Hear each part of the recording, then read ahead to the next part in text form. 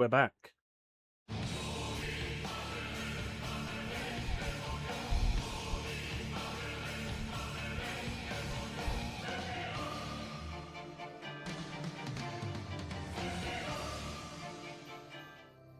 Welcome in, Clem. And for your information, I've been asleep.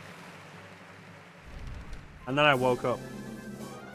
And I showered, and I shaved. And I spent like an hour trying to figure out what I wanted to play.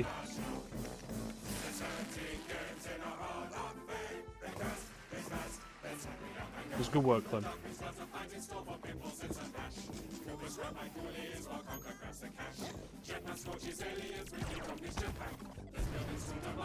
It's rare replay.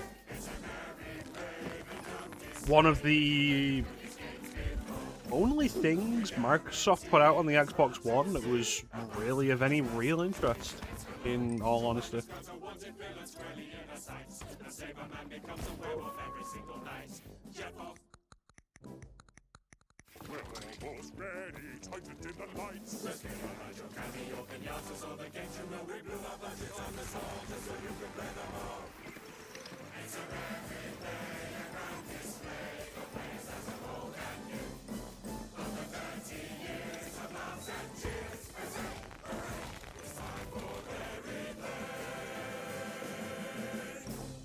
So, Rare Replay, a fun idea.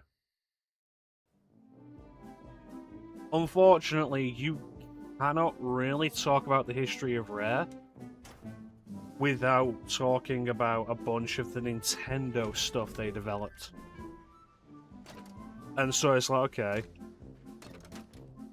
let's take a look at the history of Rare.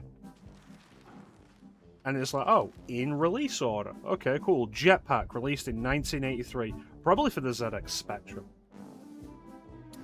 Lunar Jetman, Attic Attack, Saberwolf, which he's probably best known for Saberwolf being a character in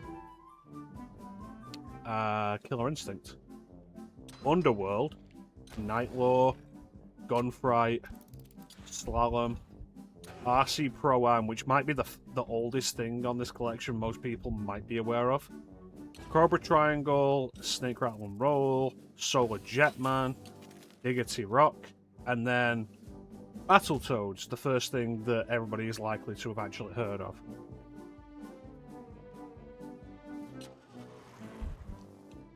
Worth noting already, we're missing quite a few, because there's a bunch of garbage on NES that Rare developed back when they were known as Ultimate Play the Game, and some even after they were known as Rare.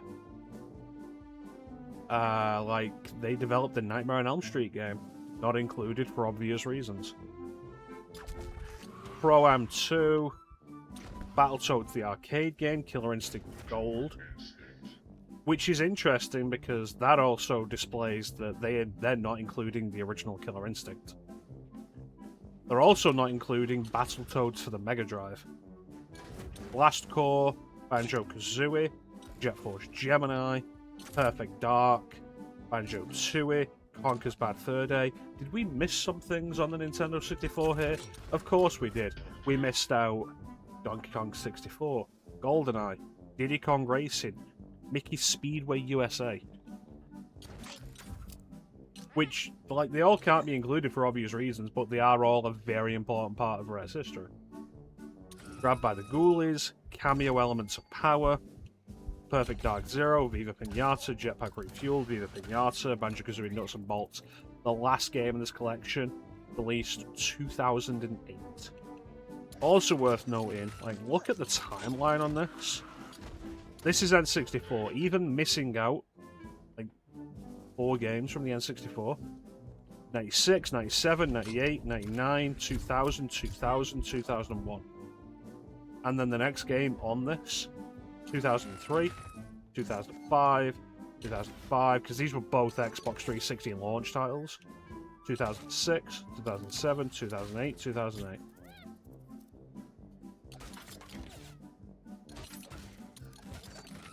Also missing Conker's Bad Fur Day, the remake, Conker Live and Reloaded. But we are here to talk about Banjo-Kazooie. I've been saying I want to get back into 3D platformers.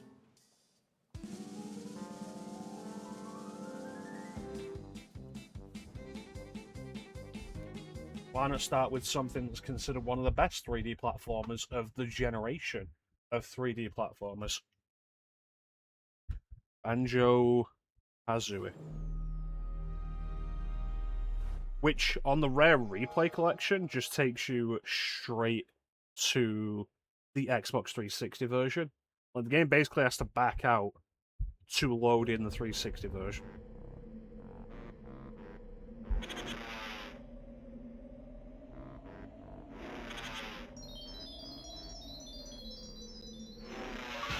But it being the Xbox 360 version is quite nice because it means you get the 60 FPS, you get the camera control, you get the widescreen. And it's like, there's the Banjo-Kazooie Xbox 360 version, there's the Banjo-Tooie Xbox 360 version, there's the Perfect Dark Xbox 360 version, and then there's Conker's Bad Fur Day, which is N64 emulation, and it shows.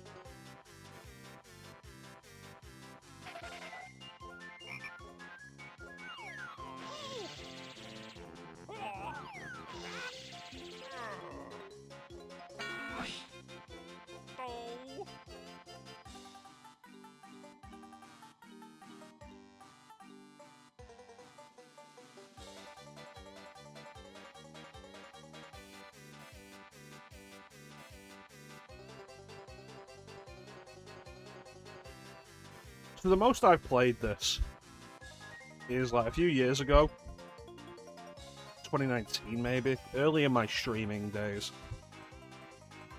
I played a bunch of stuff on my Xbox One for a few hours, and I played like maybe 40 minutes to an hour of this, and that's the most I've ever played this. I didn't have this growing up.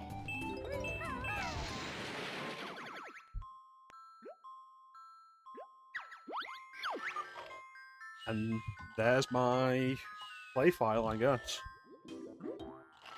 2.5 hours? Wow.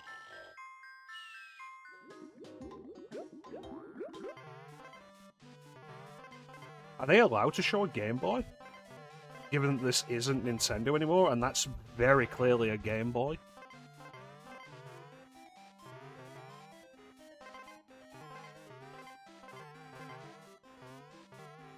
Like, you go through these on the Rare Replay collection and whatnot, and like, even Conker's Bad Fur Day, which is an emulation, they've still tweaked the file somewhat, so it says Microsoft instead of Nintendo.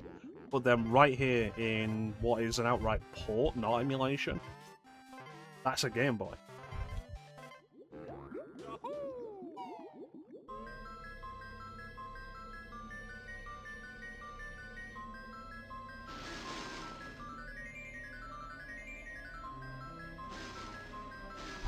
Yeah, I wanna get back into 3D platformers, so I might as well play some.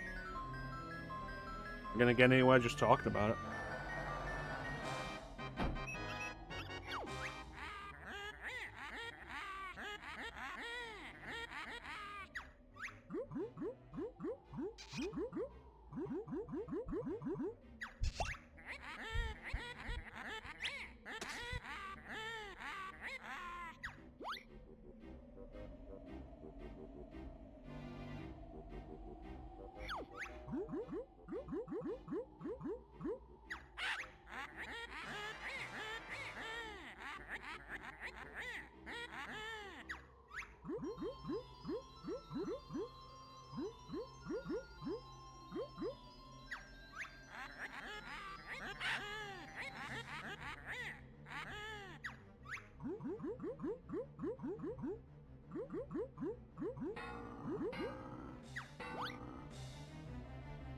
So, the story of Banjo-Kazooie is that the evil Gruntilda is jealous of Climmy's beauty and youth. And so she kidnaps young Climmy to steal her beauty and youth. And it's up to Kronjo and Kazooie to rescue her. Welcome in, Panda.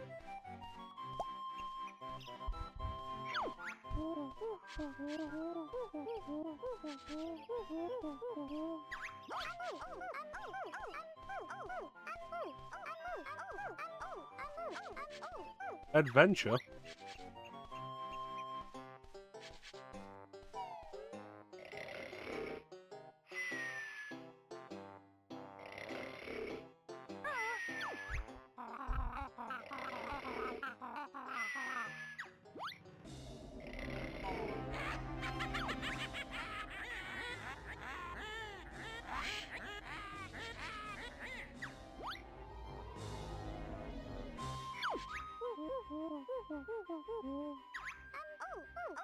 Is that your brother? No, that's Gruntilda the witch.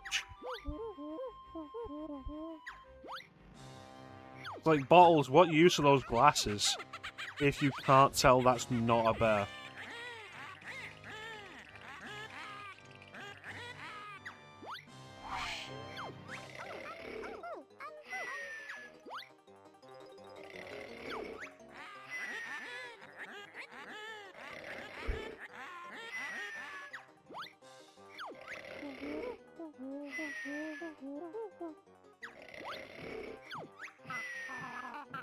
How you doing, Panda?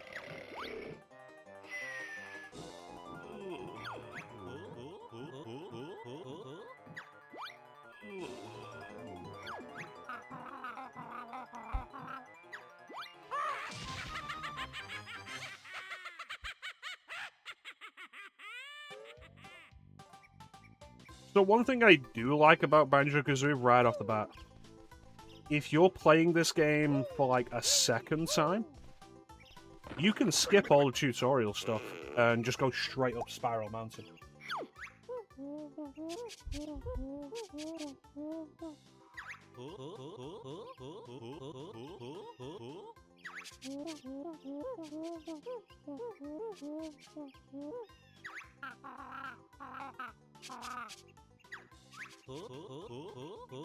Don't be a shit, Kazooie.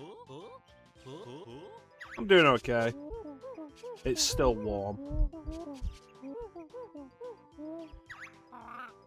I hate summer.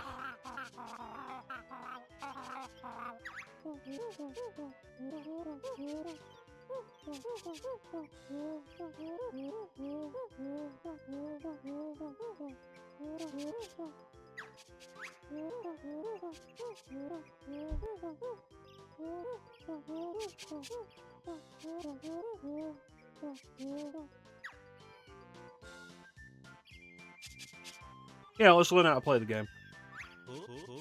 We'd like some help, Bottles. What do we do?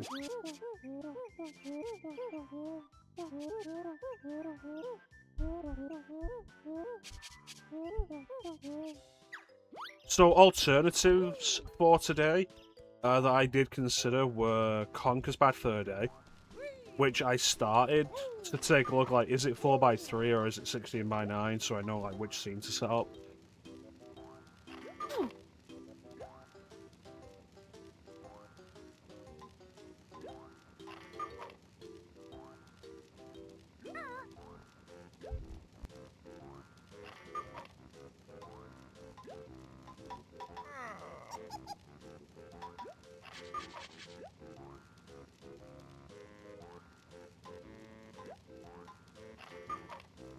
Yeah, I started to see whether it's 4x3 or 16x9, so I know which scene to set up. And I was like, but I have Conquer Live and Reloaded on Xbox, which I would probably rather play, because it will control better.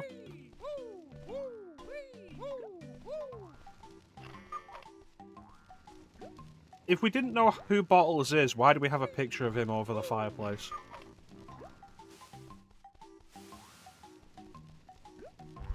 Yeah, Conker's Bad Fur Day, or I was very close to saying, like, let's do Earth Defense Force 2017.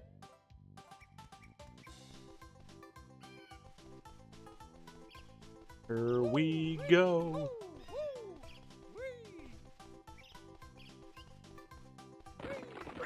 Yeah, so you can either do the training, learn how to play the game, or, like I say, if you've played the game before, you can just go with Spiral Mountain, which is really nice. like the option of tutorials without them being forced on you.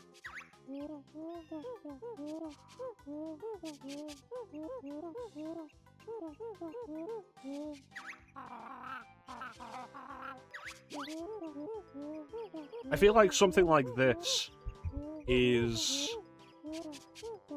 a good way to do things in regards to tutorials without being like, oh, let's have a separate controller, a separate tutorial spot on the menu. Because you'd rather have something like this that's optional than a forced tutorial you have to do every time you start the game.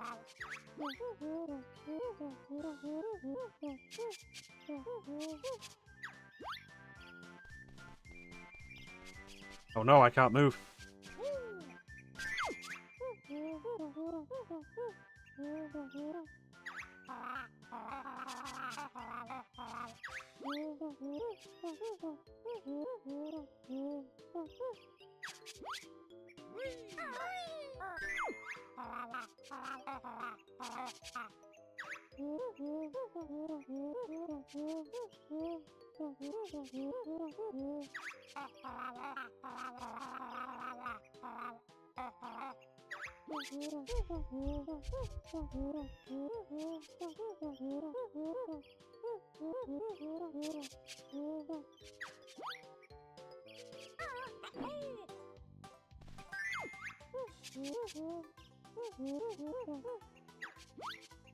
Kazooie is such a shit.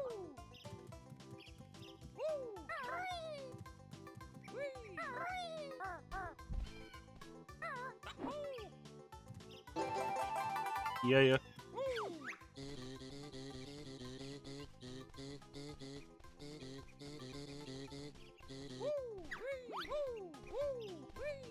Oh, skip. Jump.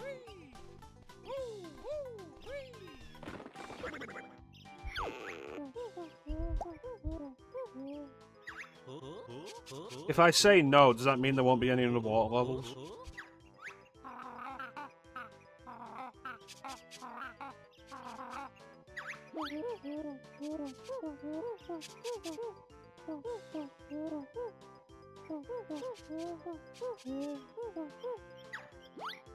There we go.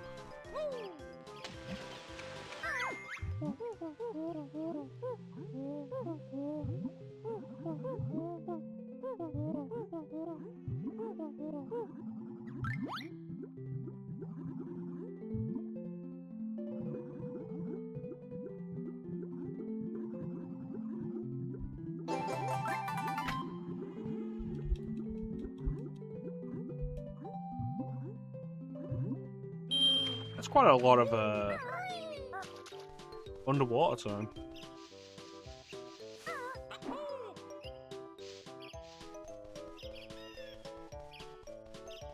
I would have probably really enjoyed this as a kid.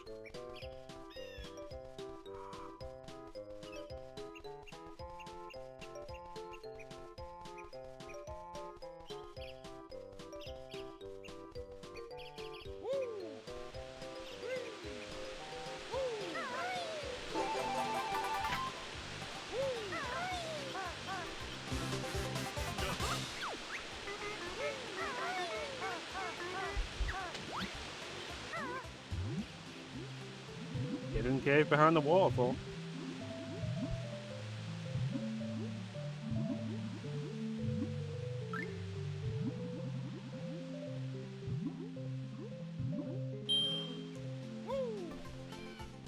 Okay, so up there, down here, next tutorial.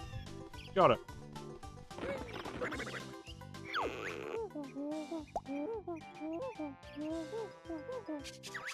Hope you're not afraid of heights in a tutorial.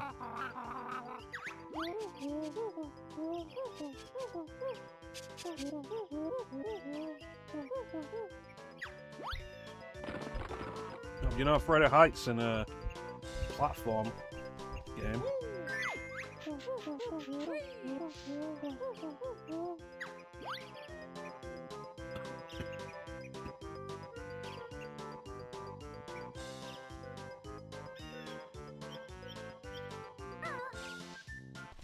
Wonder if this game has fall damage. Lemmy, you still in bed? Those rocks have eyes.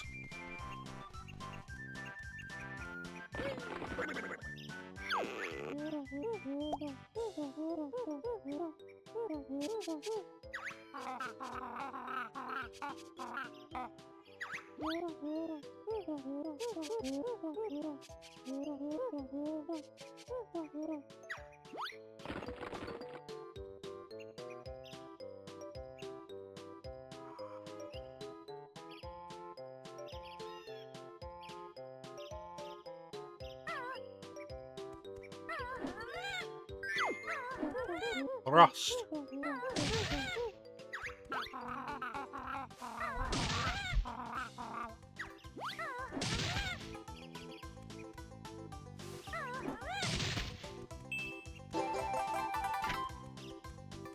I do like how Bottles and Kazooie get really snarky at each other.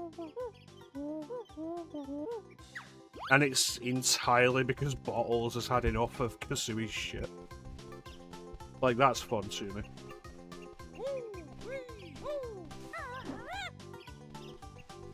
What do we got here?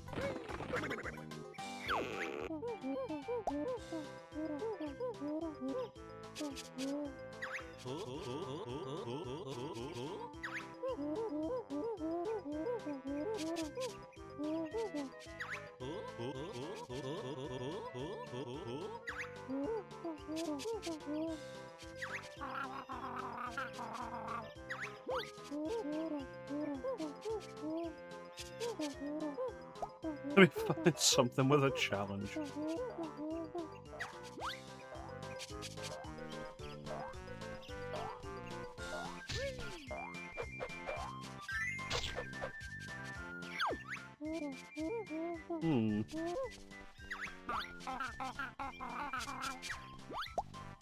Interesting that it has to be done from a standstill. You can't do it while moving.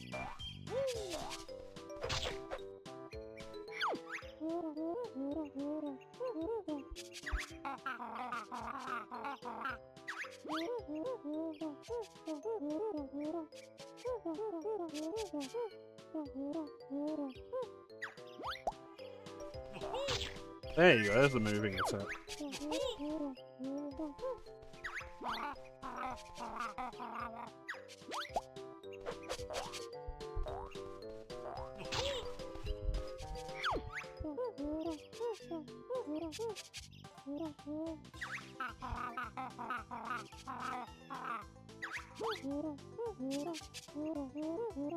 The rat-tap rap?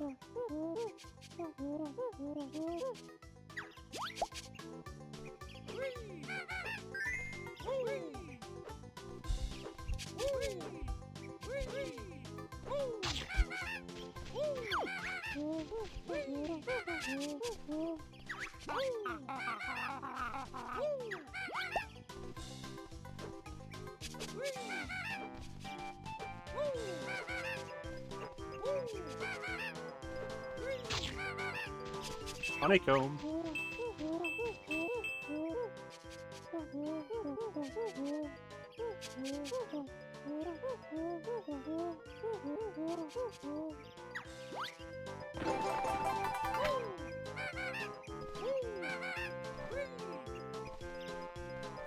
I was going through the list of games I've got on Xbox 360, and like, there's so many of these I do want to just stream.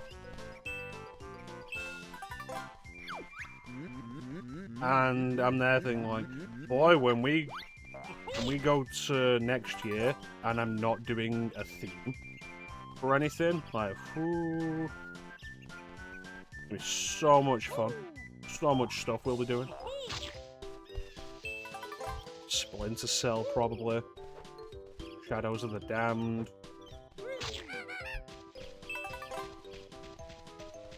I did almost do Far Cry 3 today, but like, I'm not in the mood to deal with talking about Ubisoft.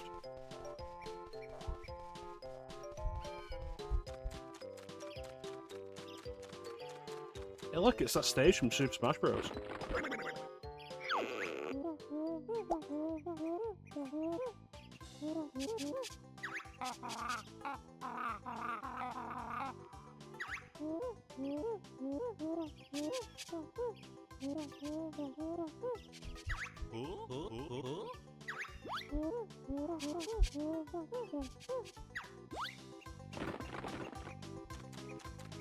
I'm pretty sure you can still get in here if you don't do the tutorials. It's just that the bridge is broken and you have to jump along it.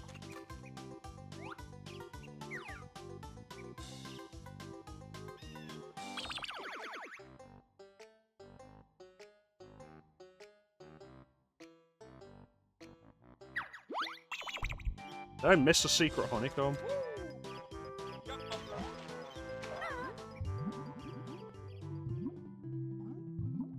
I have one left before I get extra health. And you'd think, considering they gave me 5 out here, that they would probably give me 6.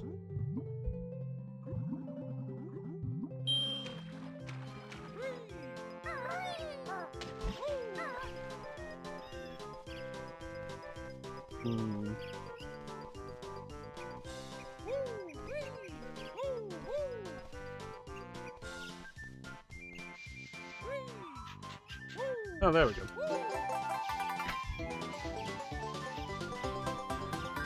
Extra health. Yeah.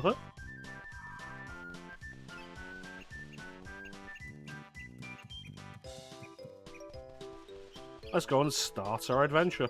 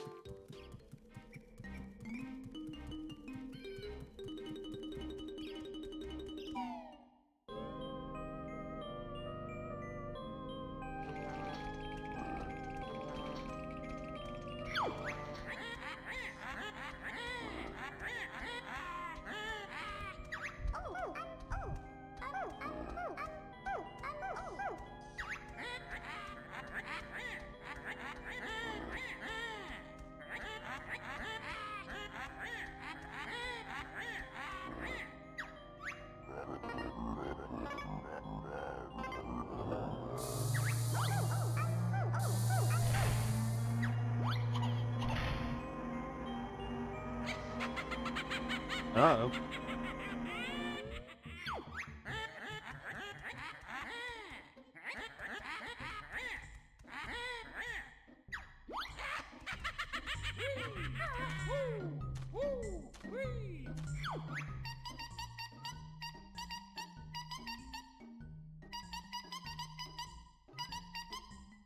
Jiggy, you say?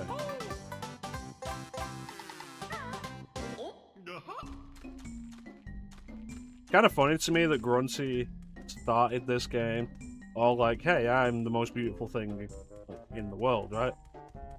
And now she's like, oh, I'm old and fat and ugly.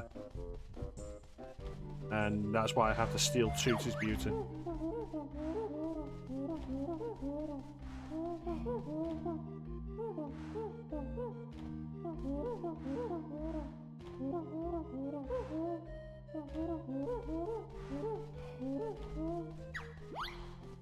Umbo's bouncing.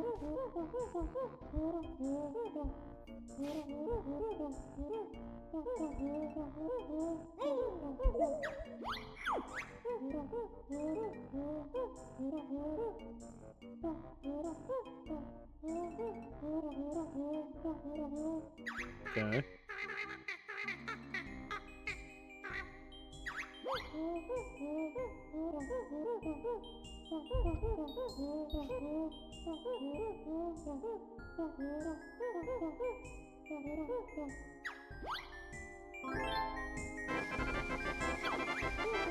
Oh, that works.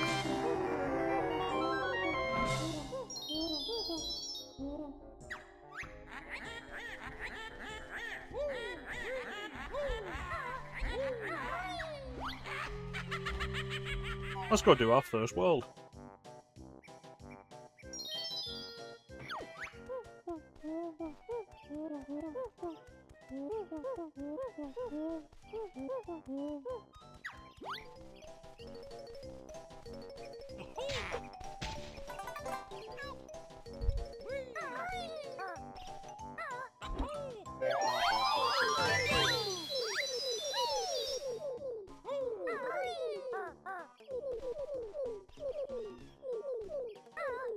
Jinjos, you say?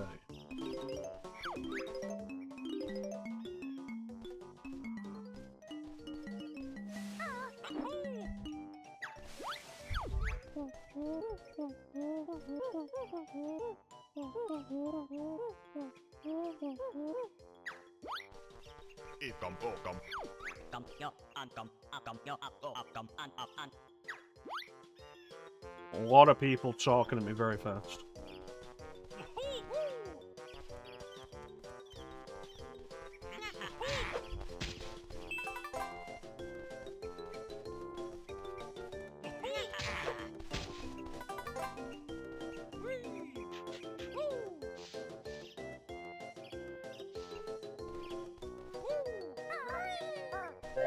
Ooh.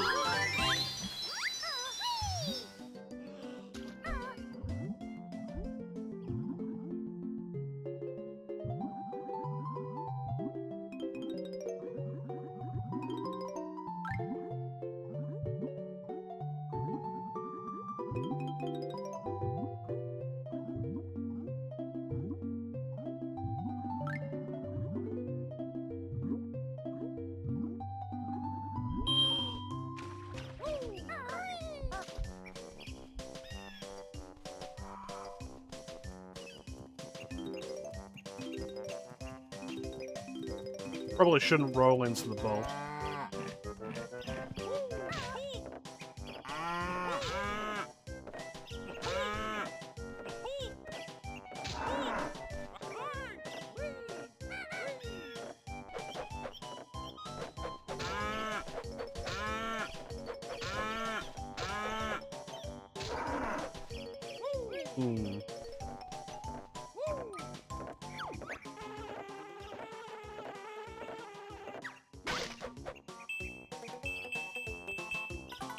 Well, that's health back.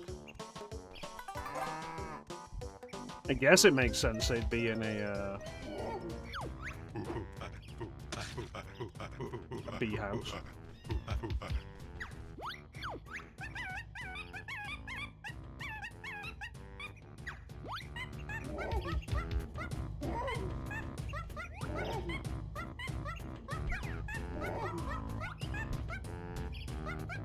Ew, those controls are good.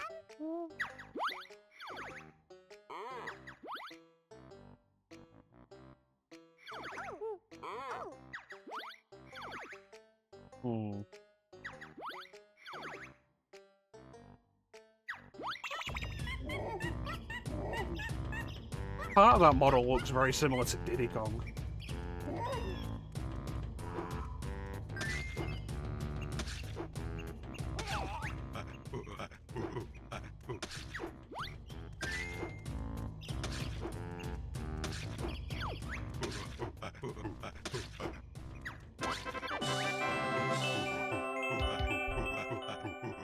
Cool.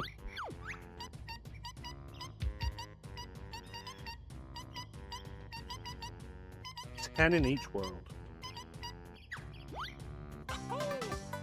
Well, that's one.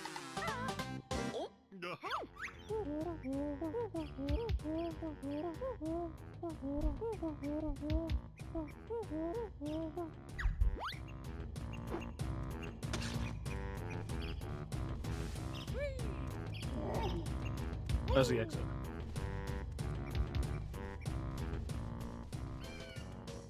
Surprised that didn't disappear.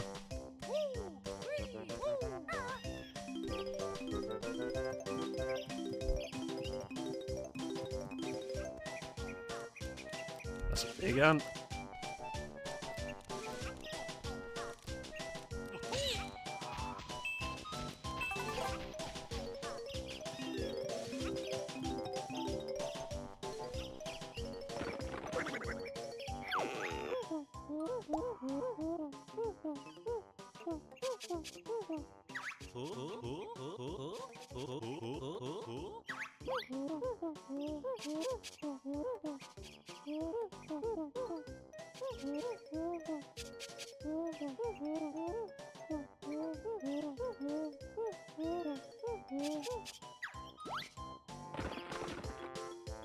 New move.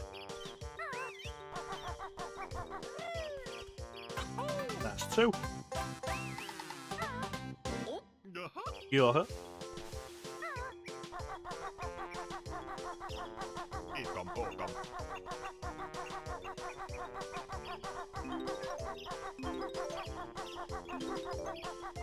I feel like this is also faster than just running with Banjo.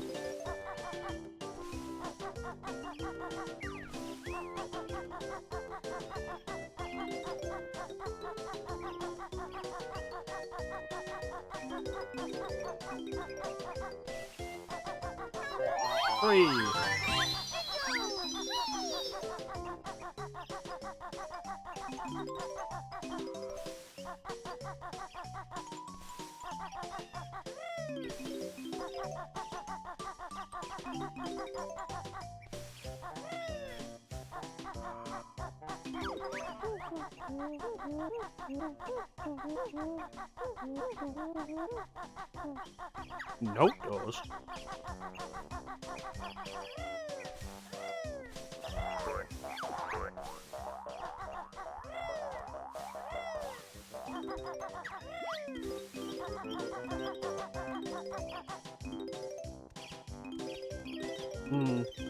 I guess the reason to stick with Banjo then, just generally overall, is he controls better. Kazooie's kind of slippery. Which is ironic considering she has the better traction on slopes. I wonder, can I stop with Kazooie on slopes? Oh.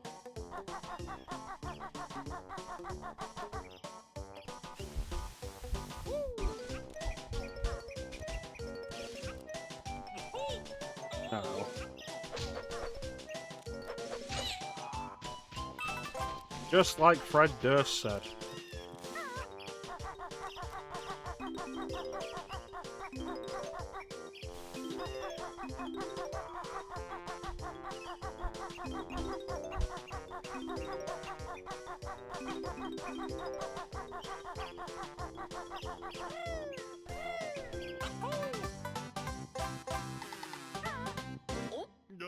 That's 3.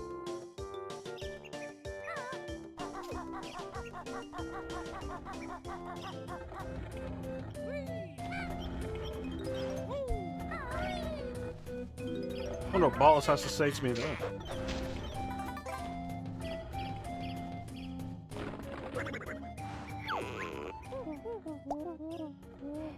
The Beak Buster.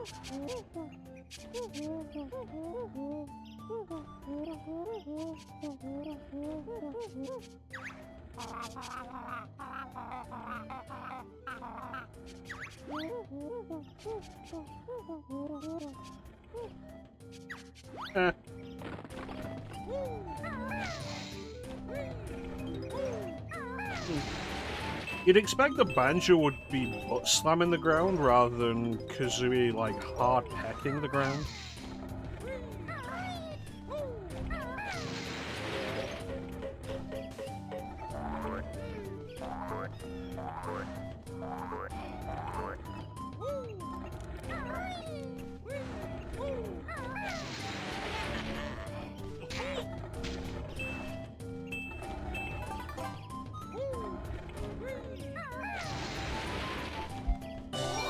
Oh, sweet, all 5 gingers. That's 4.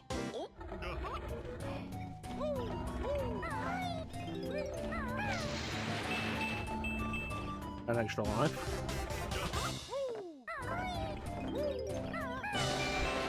And another ginger. That's 5.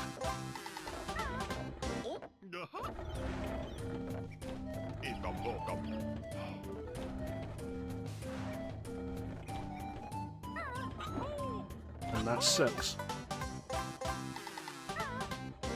Do.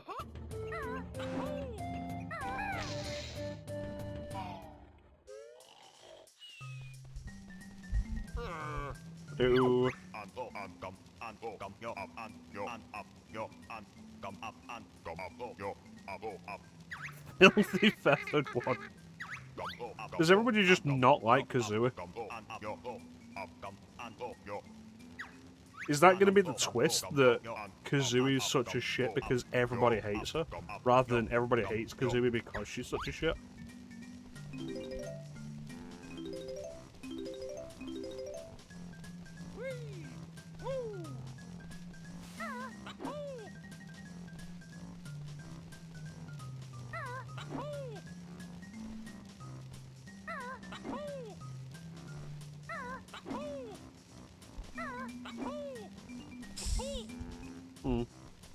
I was wondering whether it'd burn me, but it was worth a try.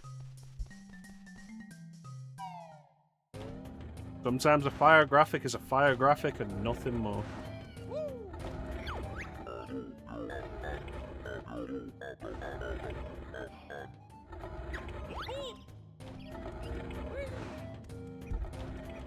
Oh, hole.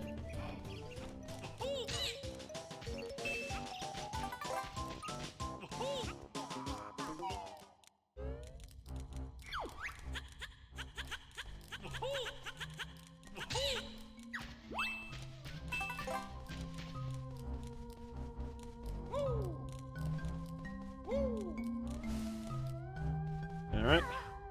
Right this way. Wow. Even Kazooie can't get up that one?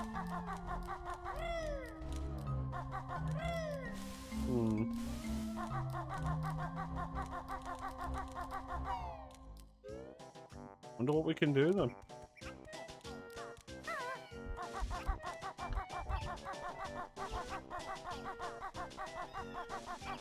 There's the last bottles.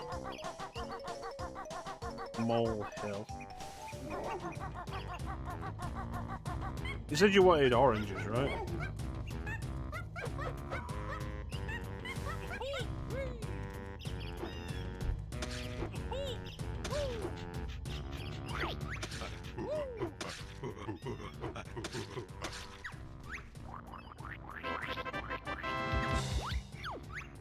Excellent.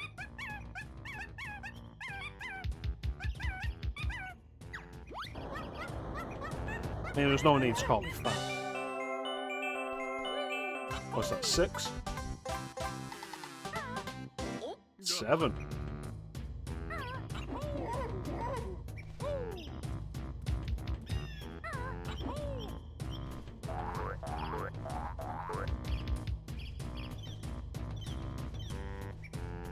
Wearing shoes.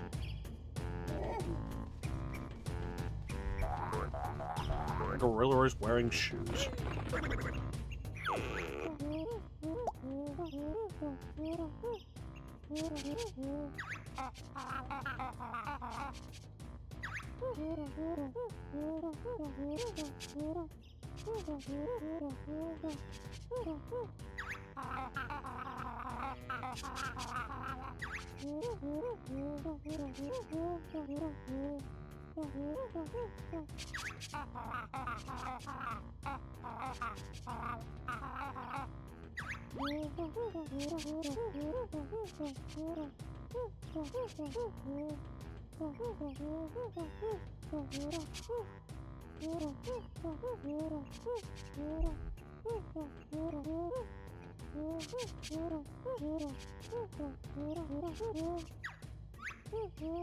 Oh, thank you.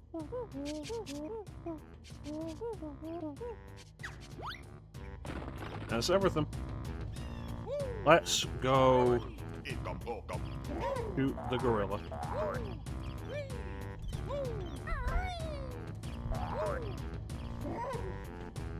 Listen, pal, stop making your Donkey Kong sounds.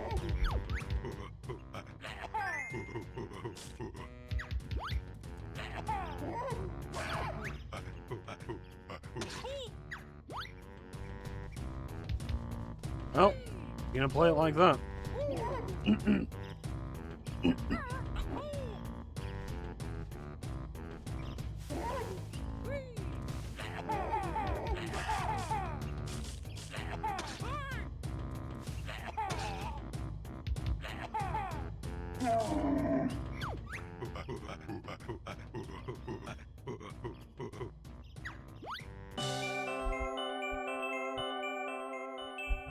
Perfect. Press 8.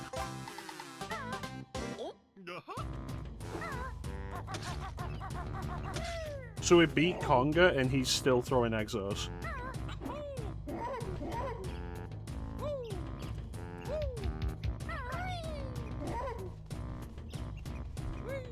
Welcome in, Altamir. This is blind, yes. This is my first playthrough of Banjo-Kazooie. Oh, God. I did not have this growing up.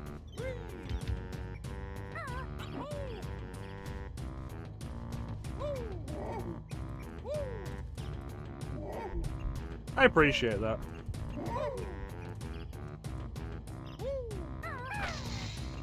Huh. Convenient. Ultimate. Yeah, I appreciate that. It's always frustrating when you try to play a game for yourself and somebody comes and like, hey, do this, do that. I'd have done it this way. So I've got the 5 Mumbo tokens now. So let's go see what Mumbo will do for me.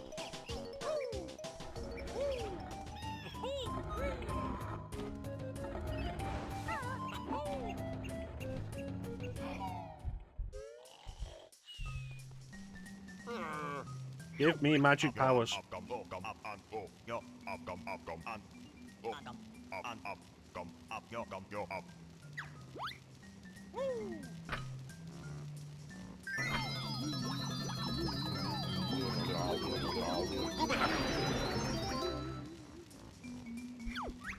Oh, that's horrifying.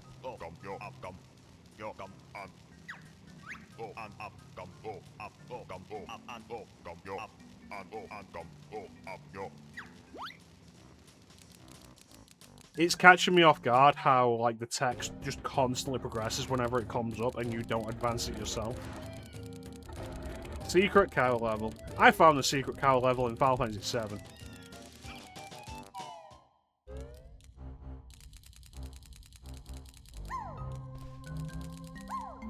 But no, you were absolutely right. Hey, Teak.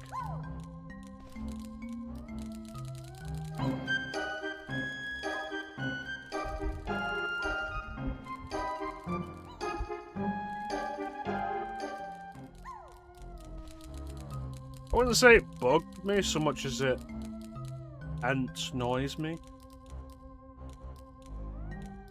Liar!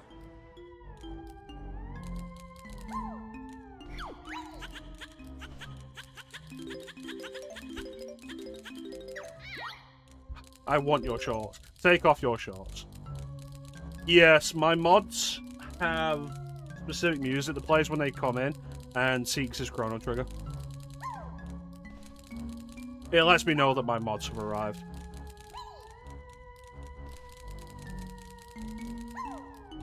I think it's fun. And because the mainstreams of this year are all RPGs, I've given the mods music from their favorite RPGs.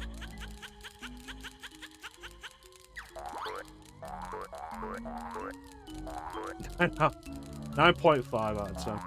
I would have thought Frog's theme would be a little too obvious.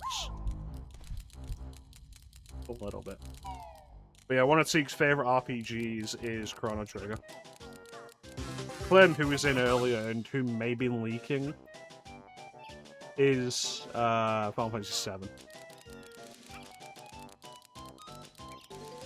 Is this the last one?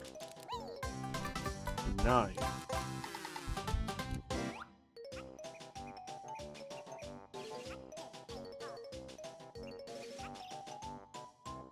A honeycomb?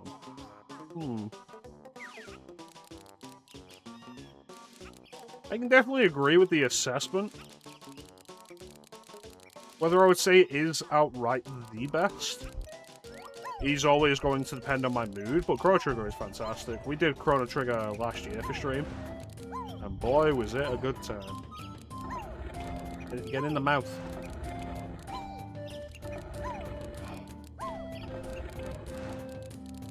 Alright, let's see if I can go back.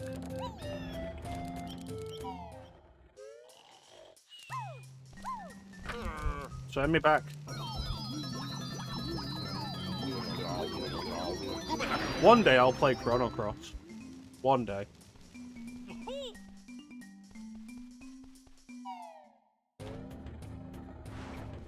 One day.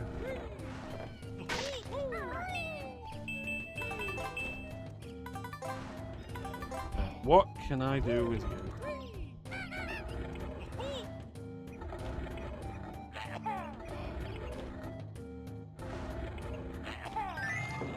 Ah, perfect.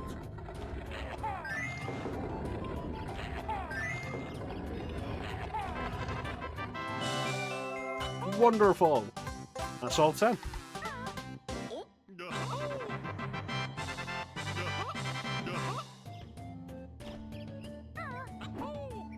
Oh no, come on.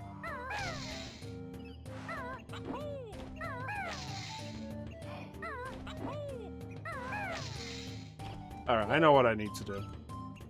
I've never really played Chrono Cross. Chrono Cross was not actually released in this country until the Radical Dreamers edition came out, the remaster. Which itself is crazy. But Chrono Trigger was also not released in this country until the DS release. Square just doesn't want us to have the Chrono games.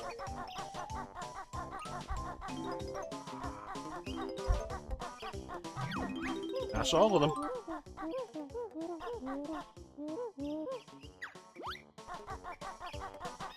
So I've heard mixed things about Chrono Cross over the years, but it's one of those things like Final Fantasy 13, where like I really want to just give it a try myself and see how I feel about it. Will it supplant Chrono Trigger? Will it replace Chrono Trigger for me? Very unlikely. But I do want to experience it myself. And it was the same with Final Fantasy 13. Everybody hated 13. And I wanted to play it for myself. And I did not enjoy 13. And then I did it again for the stream. So like, I've done Final Fantasy 13 twice.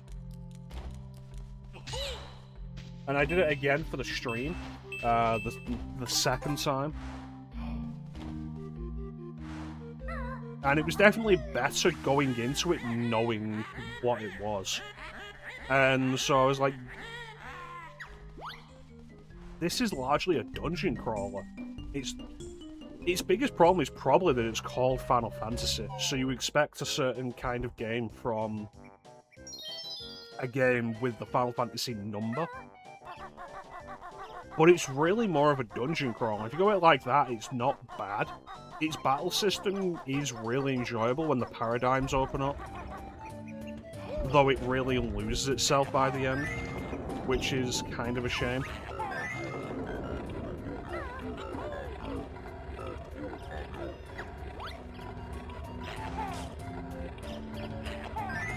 It's the same with everything though, like anything that has any level of unpopularity or actual popularity, people will complain about every element of it.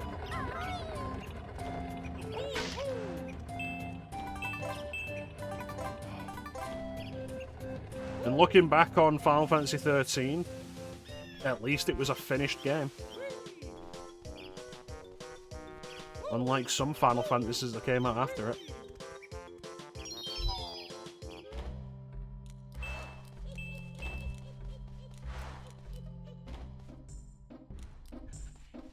Yeah.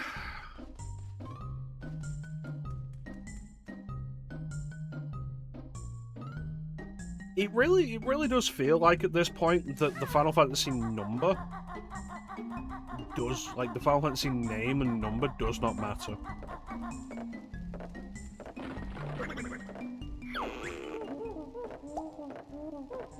It's like Final Fantasy 16 comes out and I've got it and I've not played it yet.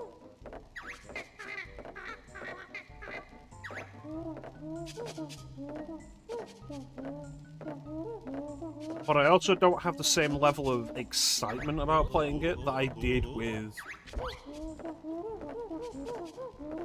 even Final Fantasy 15. I picked up Final Fantasy 15 pretty early into its release, and started playing it immediately and played it all the way through. And it's just, we're not there anymore.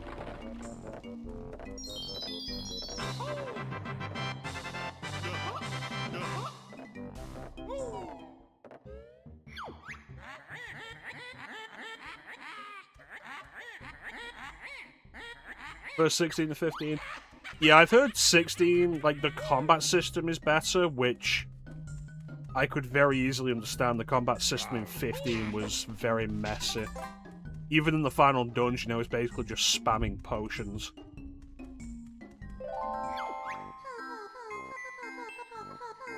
And it's also a complete product. Final Fantasy 15 was not.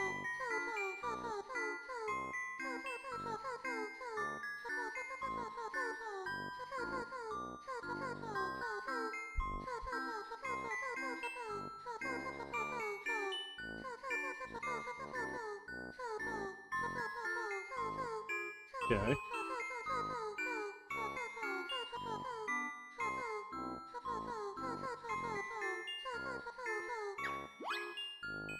Yeah, like Final Fantasy 15, like, it comes out and they're still adding story content through patches. Bad sign. There's a movie that explains what happens in the city between, what is it, chapters 1 and 2? Bad sign, you've got to buy a separate product. There's the prequel anime that establishes the main characters a bit more. Bad sign.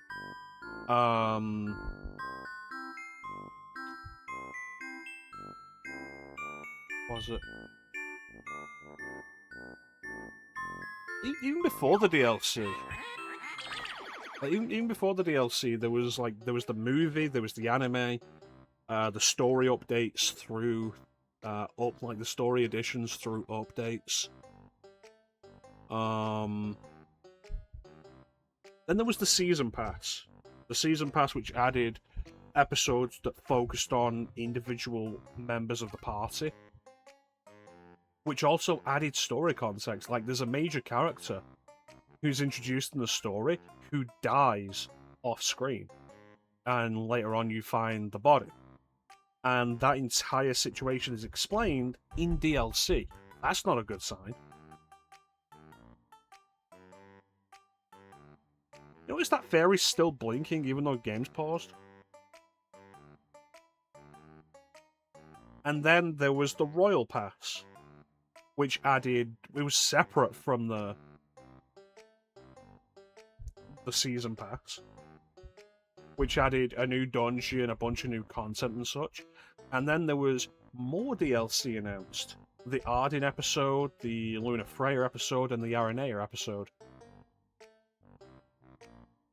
And by this point, people have clearly had enough, because only the Arden episode comes out and they cancel the rest of it. And then to complete the plot of Final Fantasy 15, you have to have all of that, and then read a novel that ties the whole plot together.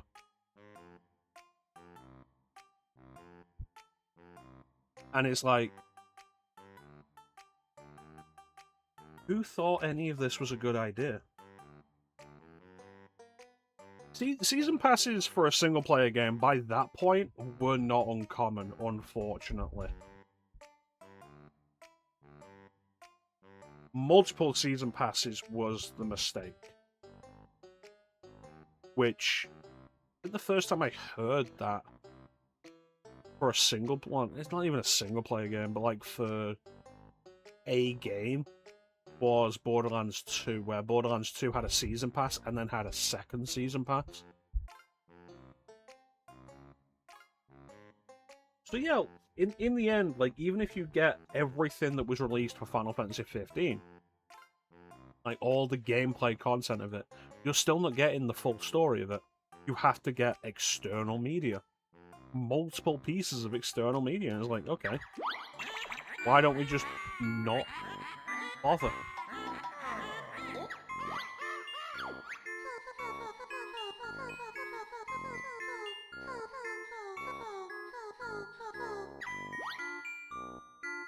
Okay.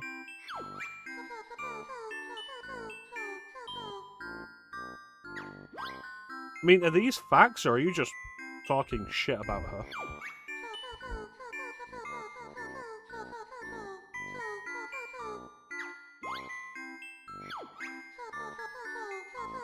Hey, Clem. Isn't it even that interesting to want to do that? You're right, Clem. And yet one day I will stream Final Fantasy 15.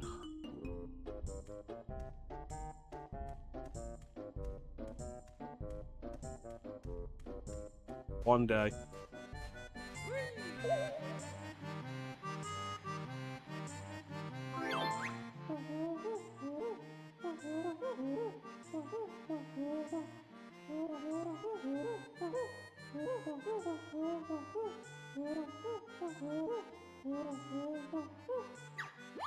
Yeah.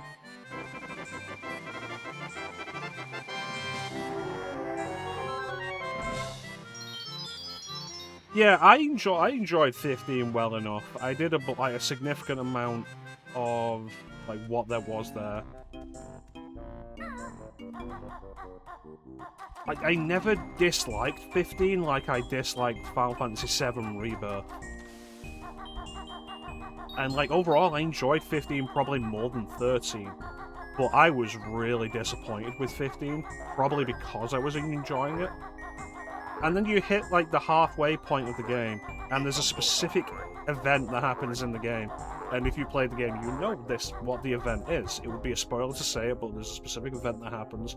And then all of a sudden, the game is now railroaded to the end. And there's nothing else going on. And you can't do anything else.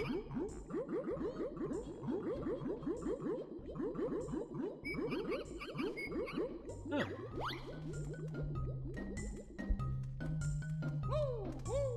But there's also a thing of, like, having played through Final Fantasy 15, you better believe I was very surprised later on to learn. But a linear progression isn't bad. Like, I don't think it was the problem with Final Fantasy 13, and Final Fantasy 10 is a pretty linear game, and Final Fantasy 10 is great. But yeah, Final Fantasy 15 has the idea of the open world, and you can travel between areas and do stuff. And then you hit a specific point of the game, and it's not even endgame. You hit a specific point of the game, where there's maybe another 15, 20 hours left to go, and all of a sudden you can't do anything else. All you can do is the story content. And I think it's like that until you finish the game, and then you get the ability to go back to the open world, the overworld, in post-gameplay.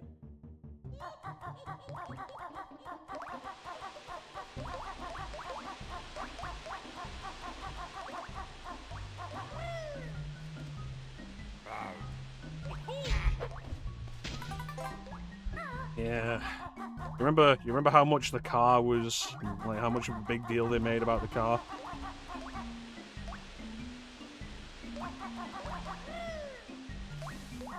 And then, if you go through a bunch of the optional dungeons, you get the ability to fly the car. And then you fly the car in post-game, and you immediately crash, and it's like, game over. Where is this?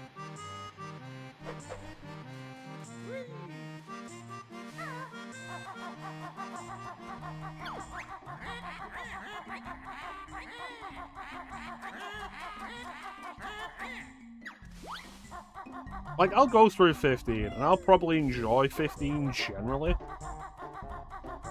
And it's because I was generally enjoying 15 that I came away from 15 disappointed.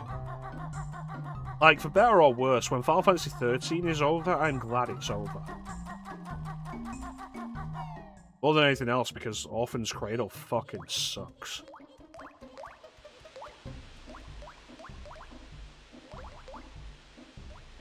You landed the car, the back wheel touched a tiny patch of non-road. Characters are giant piece when screen goes black, says game over. We're going to end up doing that when we stream it. Cars and multiplayer mount in the MMO. That happened after I stopped playing 14. Like, that was definitely a thing after I stopped playing 14.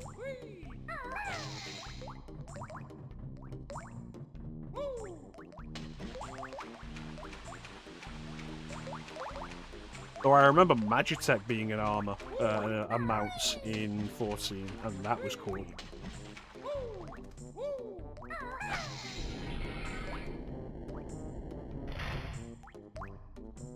Final Fantasy VI is a good game.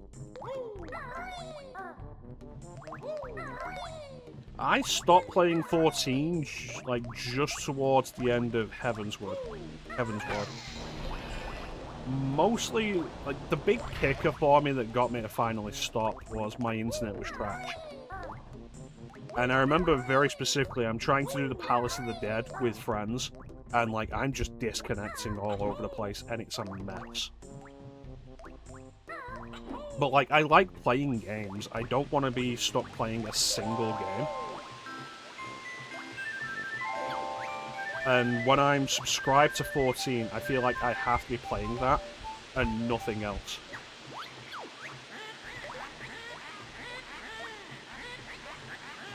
And I get burnt out from it. I got really burnt out from it. I would subscribe to 30-day periods every other month or so, and I would play it for those 30 days constantly. Because if I'm not playing it, I'm losing money.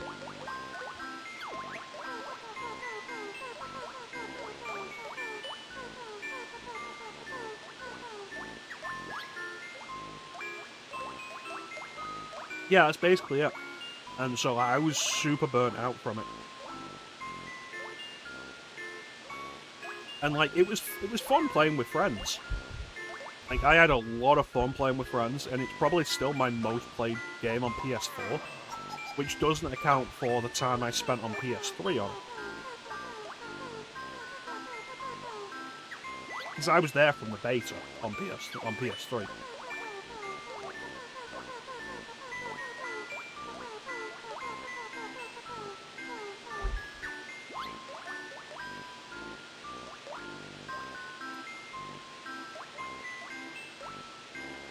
And I enjoyed it. It was great. Yeah. Like, if Final Fantasy XIV had a free-to-play option, or, like, there's the free trial available now, and if I could play the free trial with my account, it's like, I only bought up to Heavensward. I didn't get Stormblood, or Shadowbringers, or Endwalker. So if I could just play my Heavensward content on the free trial, I'd be pretty happy with that. I'd probably play it, like, on and off quite a bit. But the fact that I have to be subscribed or make a new account to do the free trial is like...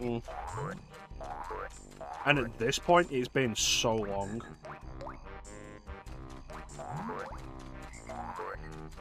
Heavily limits social options, yeah. Like, I remember reading that you can't engage in Party Finder, which I know you can solo a lot of the earlier content now. But, like, that's rough. But I did really enjoy Final Fantasy XIV back in the day. We're talking probably over 10 years ago now. Really enjoyed it. You still queue for everything. I remember the days of doing Party Finder before... Or, like, queuing for stuff before they introduced the roulettes. And, like, no... What is it, Club?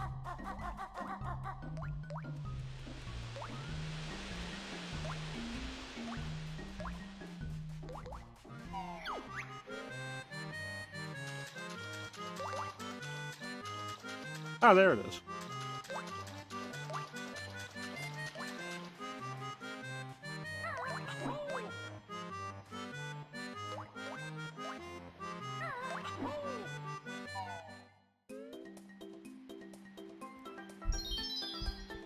Clem, nobody's heard of Dark Cloud.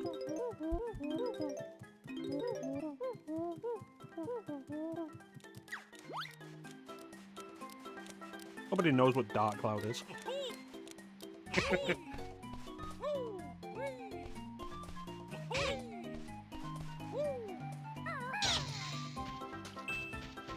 You liked Dark Cloud and then you started streaming it. Oh my god, there's a shark.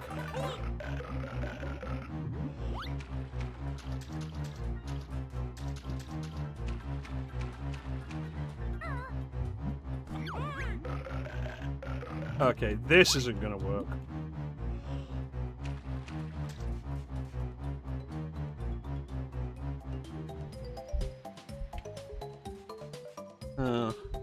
I'm waiting for Klim to finally get around to playing its acclaimed sequel, Dark Chronicle.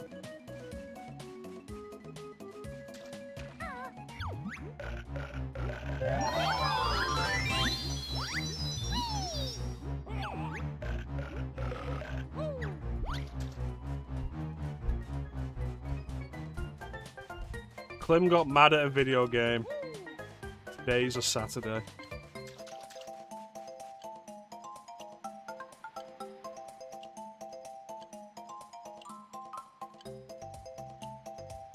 I forget, like, where it is that Dark Cloud 2 is called Dark Chronicle. Is that the US?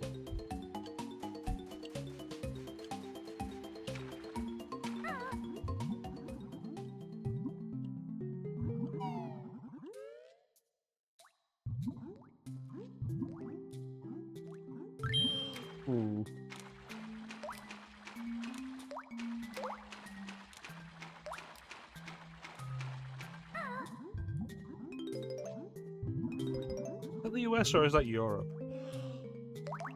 I'm gonna have to drain this water. Very clearly. Yeah, I don't know.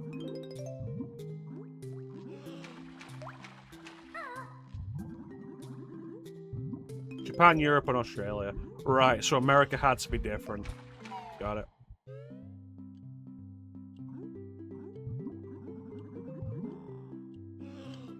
But if we call it Dark Chronicle, Americans won't understand. Oh, that was violent.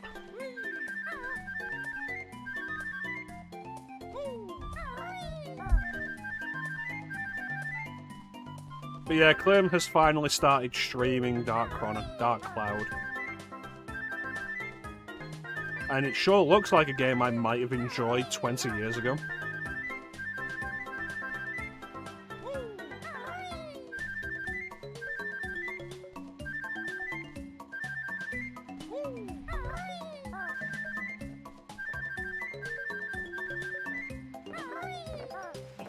Health. Don't go in the water. That's why I lost all that health in the first place.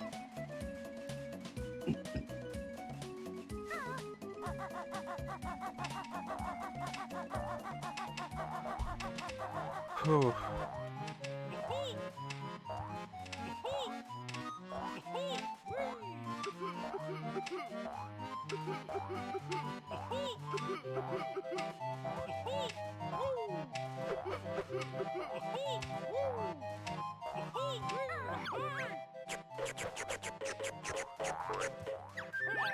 You shit.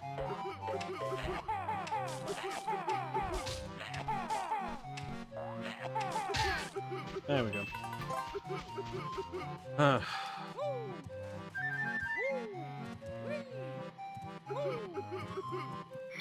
think Dark Cloud's just a game that I'm not ever gonna have the time to have the interest in anymore.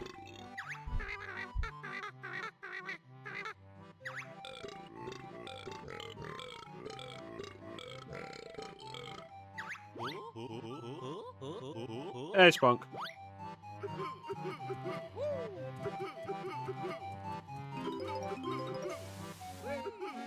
There we go. One day I'll find out what these feathers are for.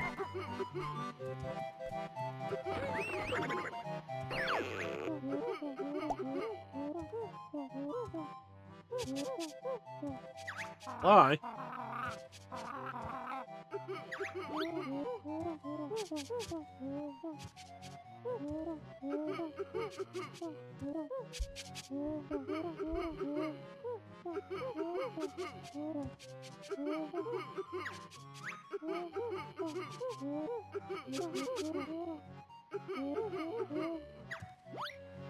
Thanks, balls.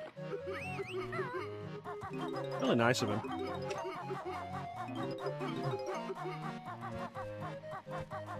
Yeah, Dark Cloud game that was mildly fascinating to me, but now that I've seen somebody play it, it's like, I'm okay with not playing this myself.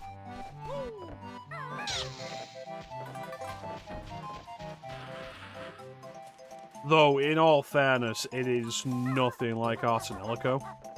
Where, like, I had Art and Ellico on my list of games to go through on the backlog eventually. And then Megumi finally streamed that. And it was like, you know what? I don't think I'll enjoy this.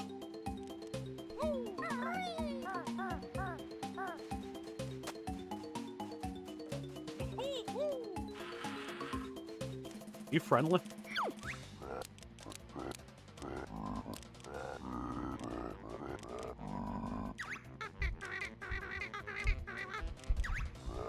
Kazooie, you are such a shit.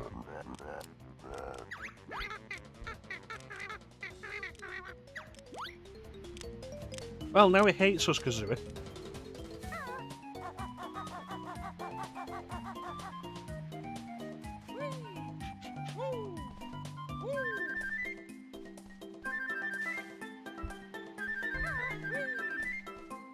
Okay, so it's a max of 50. How you doing, Spunk? Just muzzled Kazooie from time to time. With how often Kazooie talks, you'd think Banjo's a silent character.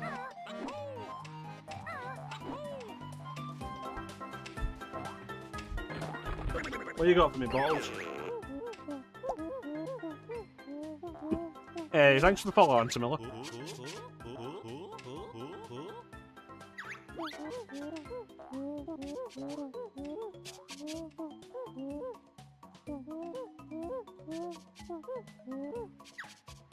Press and hold, eh? Oh, cool. Bounce.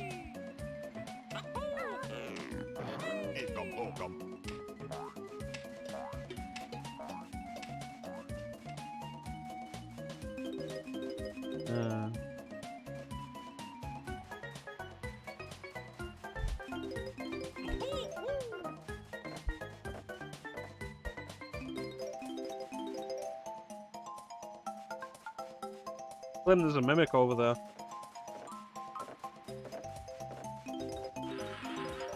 I probably shouldn't get distracted. I should probably take this, like, area by area.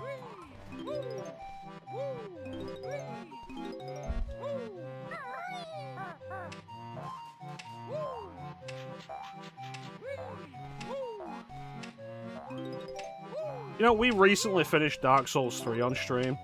It was the first playthrough, and I'm really happy, in hindsight, that I never got fooled by a mimic. Ah.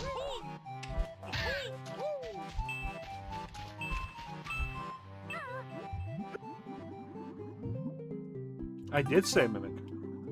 I'm doing okay, Spunk. Still kind of warm, but, you know, that's summer for you.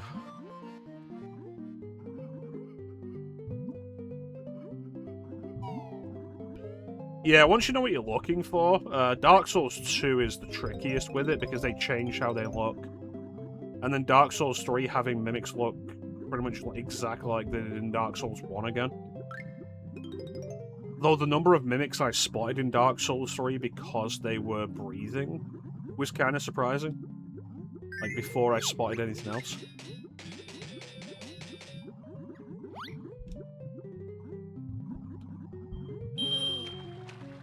Ooh. And I was really surprised with Dark Souls 3 how not mean the game was. Because, like, if I was designing Dark Souls 3, I would have put in a few little tricks that would catch people off guard. Like, I spent the entire game expecting to find a fake bonfire. And then it never happened. There was never a fake bonfire. Like, I would have had a mimic. Didn't know that in Dark Souls 2. Was Dark Souls 2 mean, or was Dark Souls 2 just badly designed?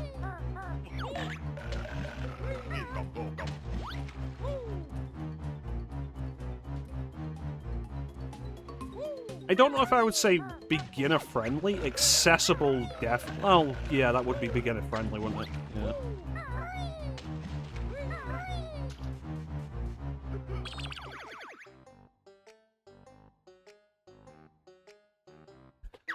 Yeah. The most accessible, certainly. Definitely not the easiest. Because at the end of the day, I think I did have more difficulty with some stuff in Dark Souls 3 than I did with Dark Souls 2. I think Dark Souls 2 is probably the easiest overall.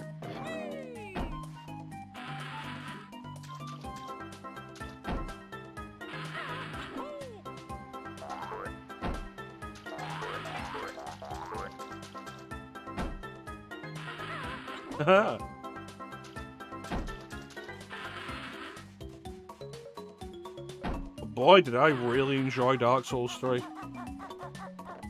So glad I played it, because now I'm willing to do more Souls stuff.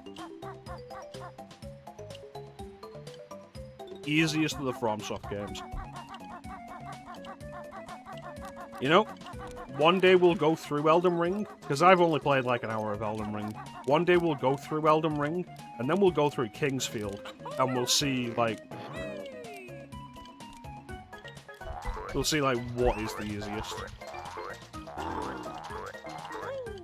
Oh, but the easiest FromSoft game was obviously The Adventures of Cookie and Cream. Sure. Where am I going? What am I doing?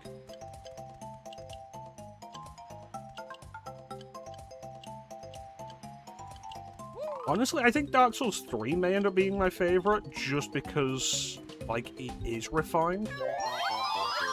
I feel like a lot of Dark Souls 1's roughness, especially in the late game, really drags it down.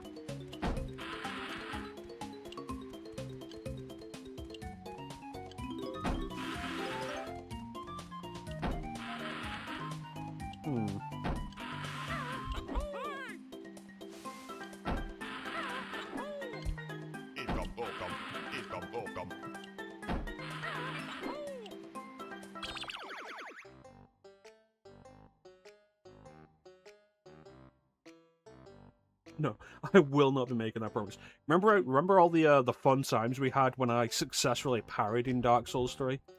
Which never happened in Dark Souls 2. Anyway, we need to take a quick ad break. So I'm going to use this opportunity to go and stretch my legs a little bit. So you guys do that. Clem, you get out of bed. Everybody else, do whatever you need to do, and we'll be right back with more Banjo-Kazooie. Live in ignorance and purchase your happiness when blood and sweat is the real cost. Thinking ceases, the truth is lost.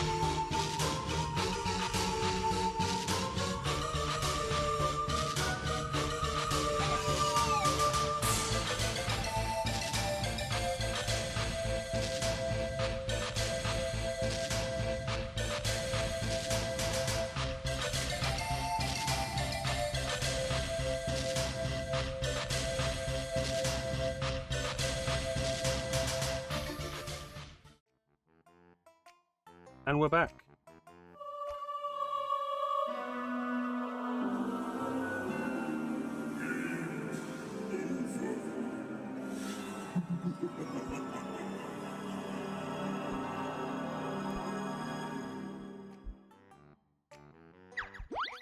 Anyway.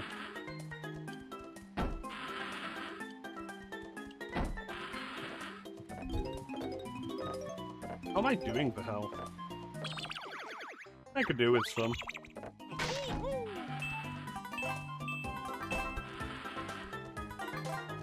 Yes, there's a rough camera.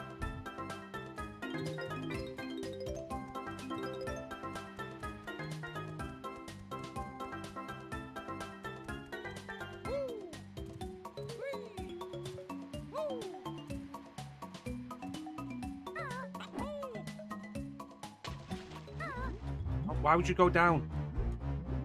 Damn it, Kazooie.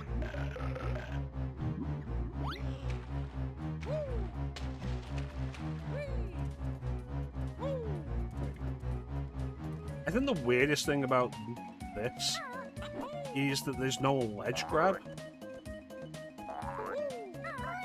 Like, especially coming from Super Mario 64.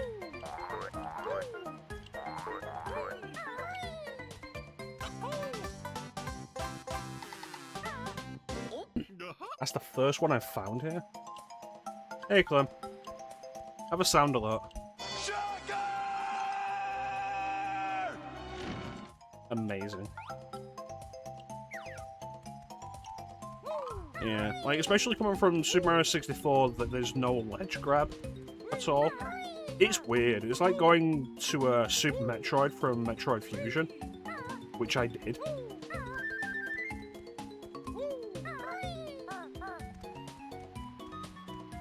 And it's probably a big part of the reason why I don't really enjoy Super Metroid.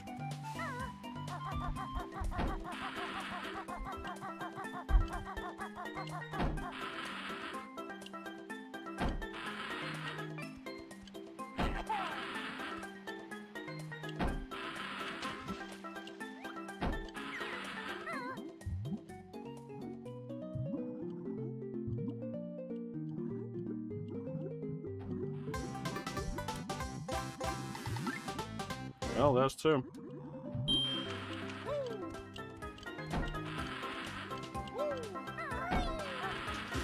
How you doing, Clem?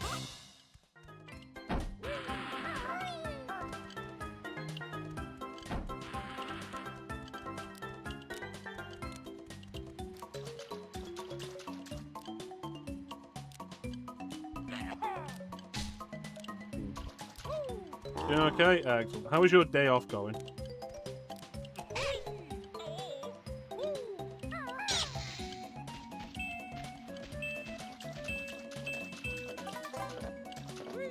Guy's yellow and hazy. Is it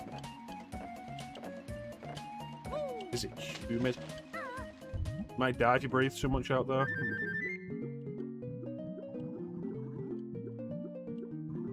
Well, Clem, if you die, like, who's going to keep subscribing to me? You're my #1 customer.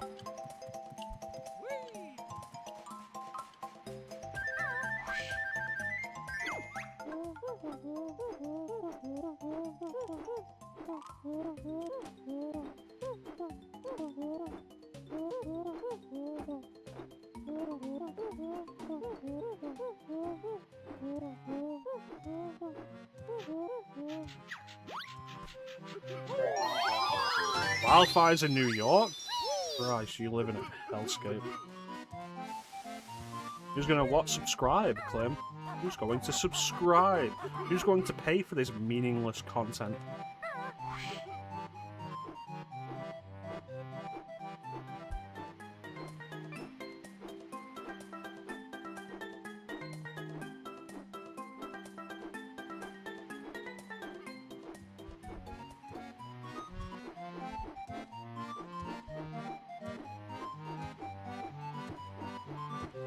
Boy, I wish I could see.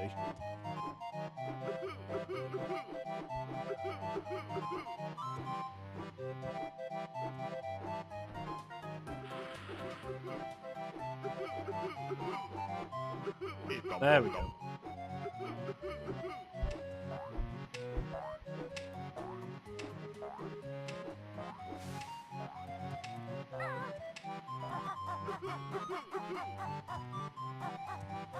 Excellent. Then you do what you want, Clint.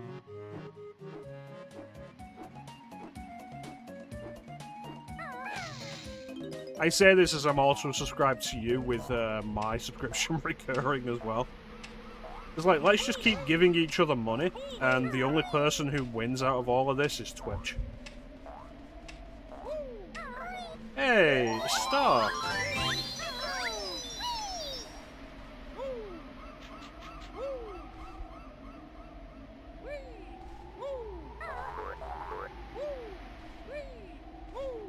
Your work's going well, Star. Almost 2 p.m. Which means it's probably like 9 a.m. for Star.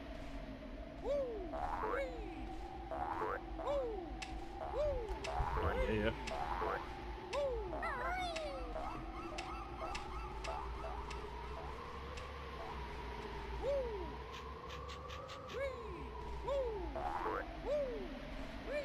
I was on a little bit later than I intended last night, so I decided instead of my originally intended getting up at 6:30 a.m. today, I decided I would sleep a little bit and got up at 7:30 a.m. instead on my day off.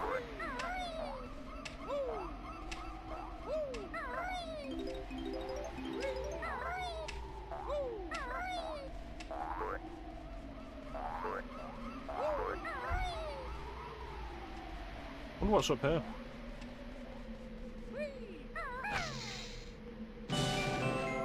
Ah.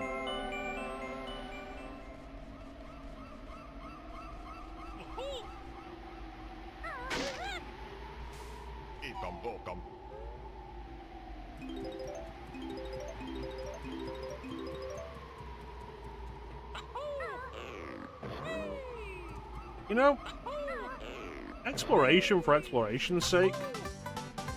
Maybe I'm just in the right mindset for it, but like, I'm enjoying this right now.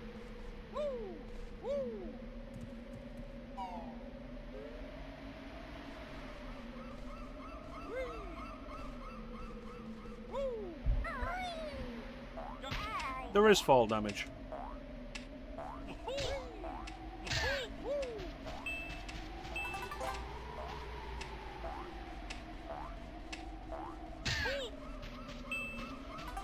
Well, I think we might as well go back down.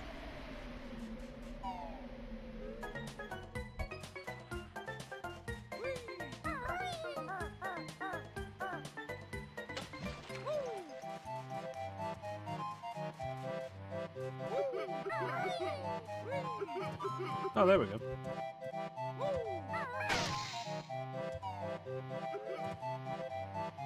Yeah, I probably would have loved this game when I was younger.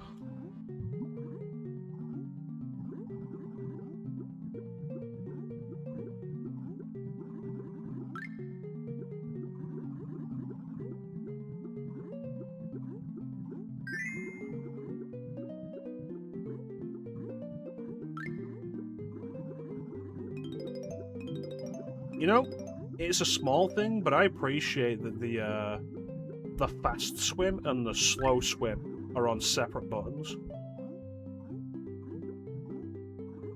Like, rather than just being one button that you hold to slow swim and tap rapidly to fast swim, I like that they're on separate buttons.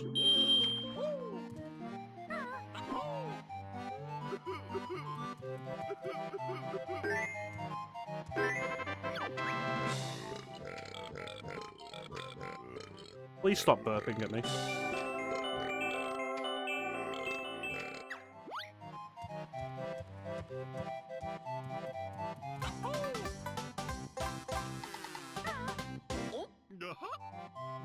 Thing's burping at me like it's a Silent Hill 4 monster.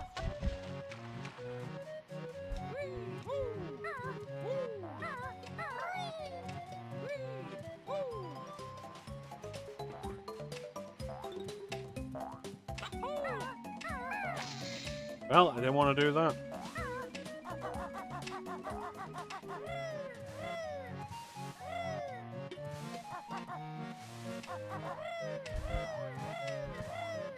That works out then.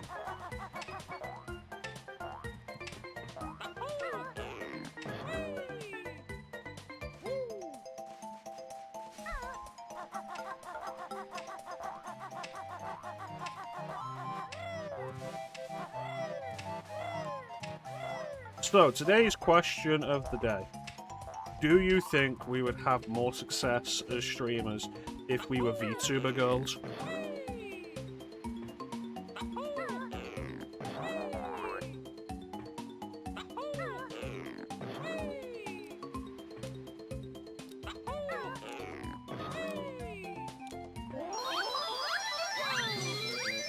Oh, it was all 5.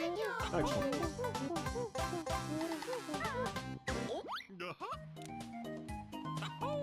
Yes. Good work, Clem.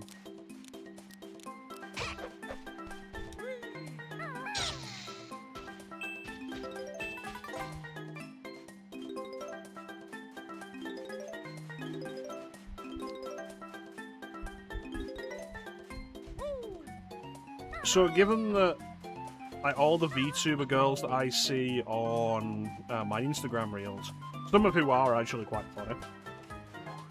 But given that most of them are like animal personas, like animal girls, what would our animals be, Clint?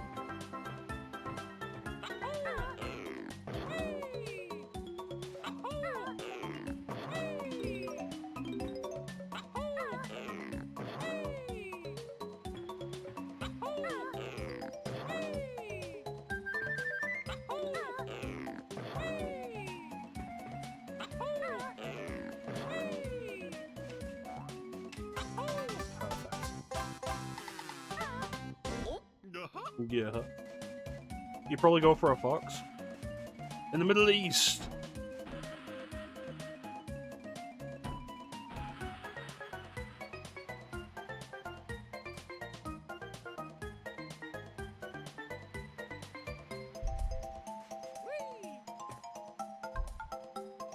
Might be a penguin with monocle. Why? In the Middle East. We don't use foxhounds, we use royal harriers.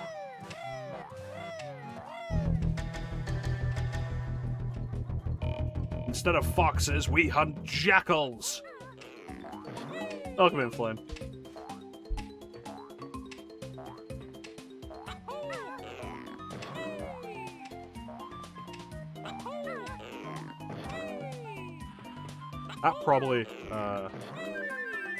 That probably wasn't supposed to happen.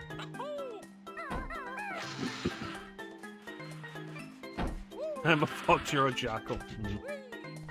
Jackal, jackal, jackal, it's a jackal, jackal, jackal, it's a jackal, a jackal. Is it a jackal? It's a jackal. I need to go for that one. I can go for that right there.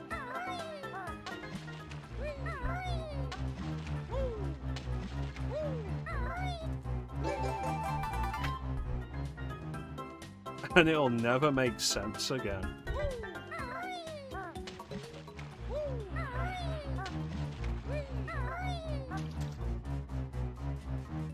How would you even draw a jackal, though? Like, the ears? Like, would the ears be a big part of it?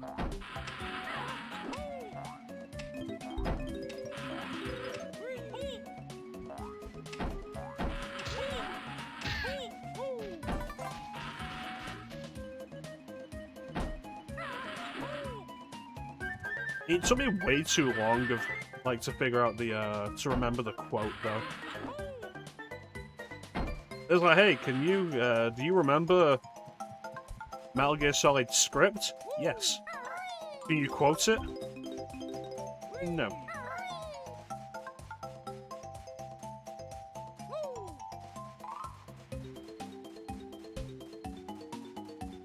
Like the,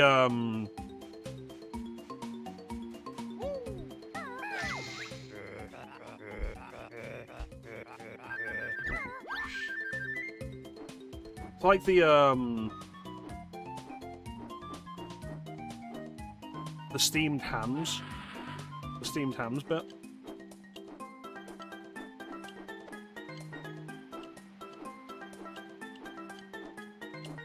Like the Metal Gear Solid script.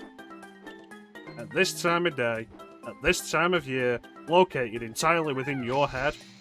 Yes. Can you quote it? No. Seymour! Is that Liquid Snake? No, Mother, it's just the Northern Lights.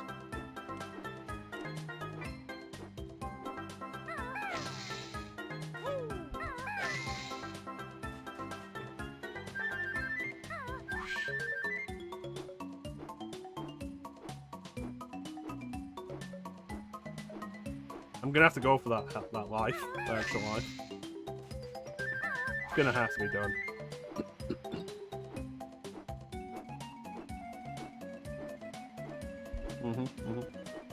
Browning, yes. Steamed hams.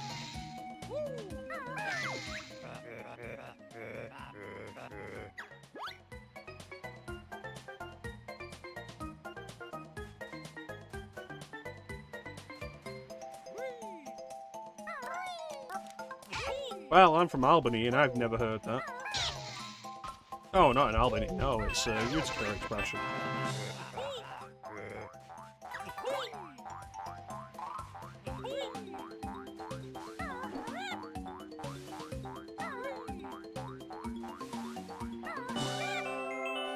Yes!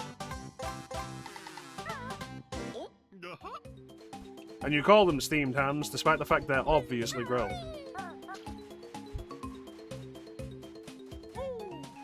I feel like steamed hams, like, as a joke sequence. Like, when it blew up, was very like, okay, this is everywhere, and it's not that funny. And I think it wasn't that funny because it was everywhere. But now that it's died down, and you're not hearing it constantly, it's like, yeah, no, it was very funny.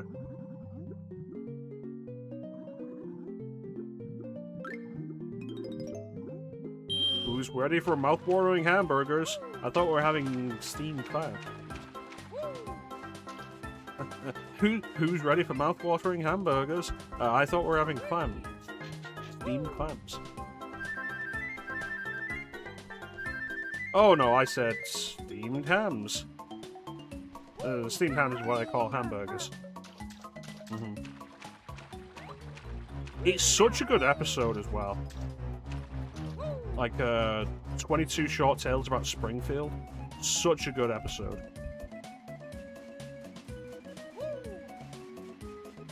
His ability to gaslight. It's weird that it's like the most credulous that Superintendent Chalmers has ever been. Are they turned off? I don't know. This is the first time I'm in this level. No, this is Xbox 360.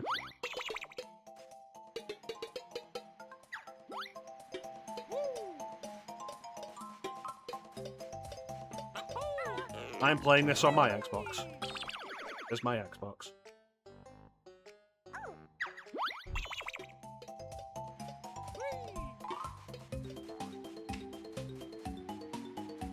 What was he after? A pebble?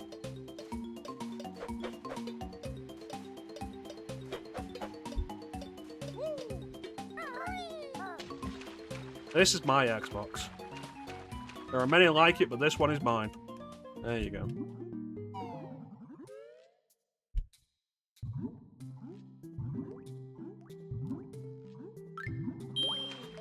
This is my rifle, this is my gun, this is for fighting, this is for fun.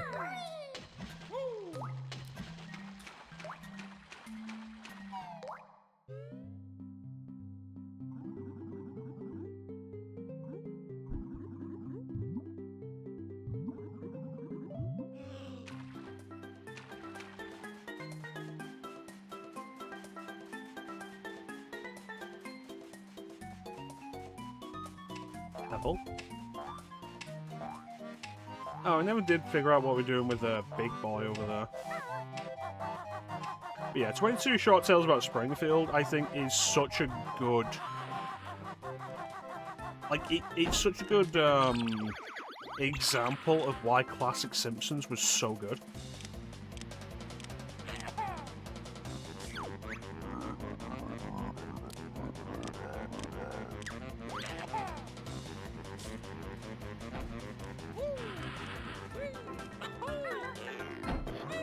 Yeah, my girlfriend and I also start quoting it randomly. And by my girlfriend, I mean Clem.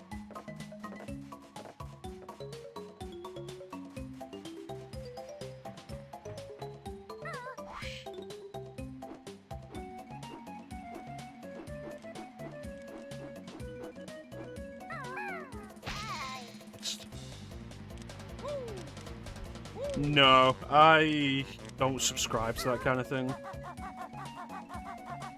Mostly because, like, I remember when there was an interview with Morgan Freeman. He was so excited. Glenn was so excited for the idea that maybe I found somebody. Yeah, I remember there was an interview clip I saw of Morgan Freeman with somebody else. I can't remember who it was. And the interview just had Morgan Freeman read the lyrics to What Does the Fox Say? And it was just like,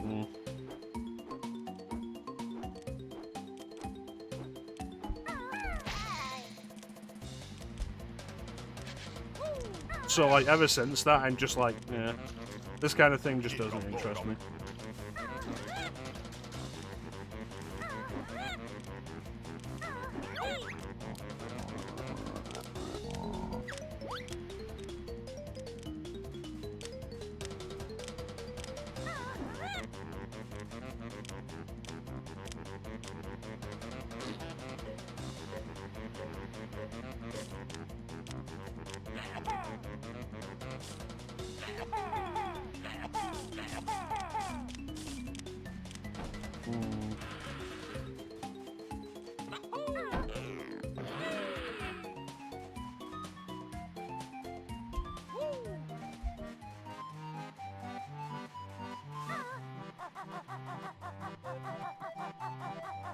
I really thought, like, crashing down on it from a high place would be the solution there.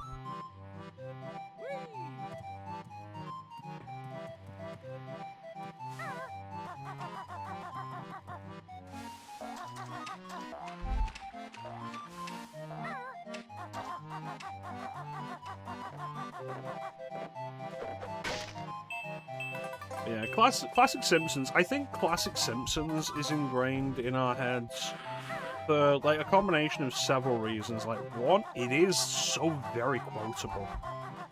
Like, just individual lines. Two, classic Simpsons was just kind of rerun everywhere. And we all grew up at a period in time where TV was just something we regularly watched, which isn't a thing now. There's a similar thing. I was talking to somebody in work a few months ago, and I was like, I don't think a lot of the kids that we work with have seen a lot of these movies that we know, because they didn't grow up with things in the same way that we did, where it's like, okay, what are you going to do tonight?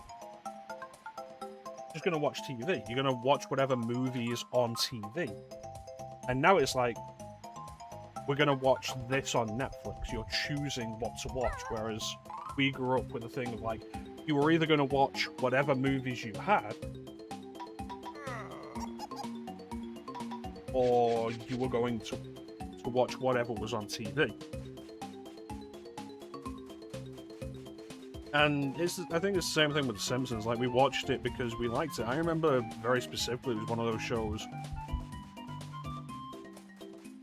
where, like, it would come on, and I would watch what was on before it, and I would probably end up watching what was on after it as well, just because it was around The Simpsons.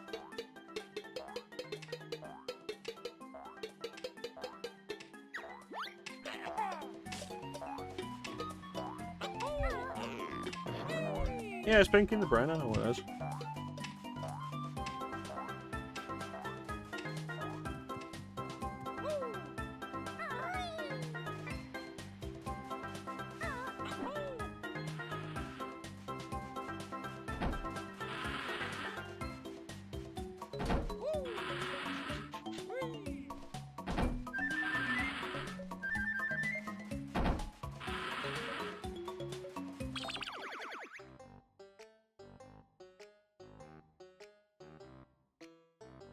Doesn't tell me how many of the pieces I've got here.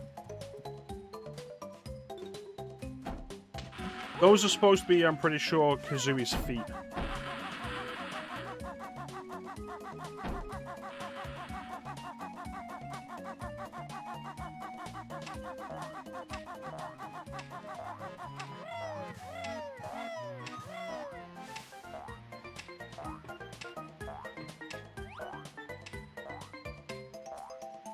You see, Clem? Kazooie's feet. I'll leave this here for you for a moment, so that you can save this to your library of feet pics.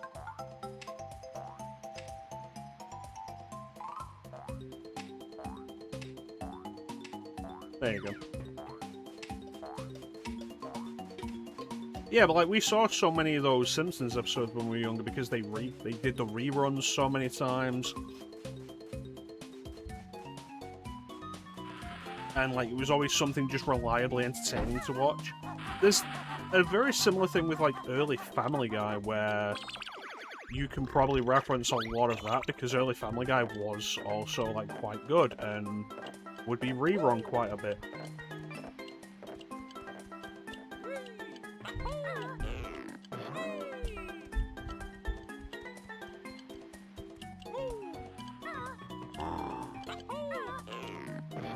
Like, even with newer shows that are also really good, like Bob's Burgers is probably the best animated sitcom on TV at the moment.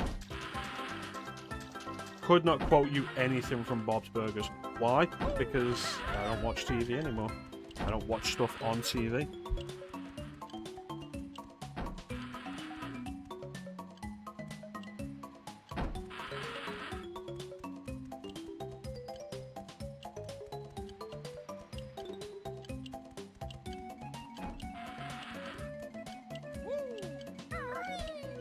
And it is a very similar thing with movies. Like, having grown up with the movies, in that sense. And some of the best movies. And some absolute trash.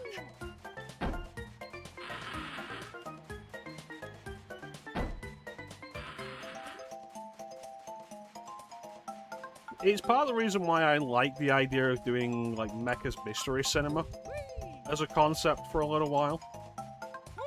Where the idea would be like, I'm going to put a movie on the Discord and I'm not going to tell any of you what it is. And you're just going to have to come in and sit down and watch this movie. And maybe it's something you'll like. Maybe it's something you've seen. Maybe it's something you've heard of.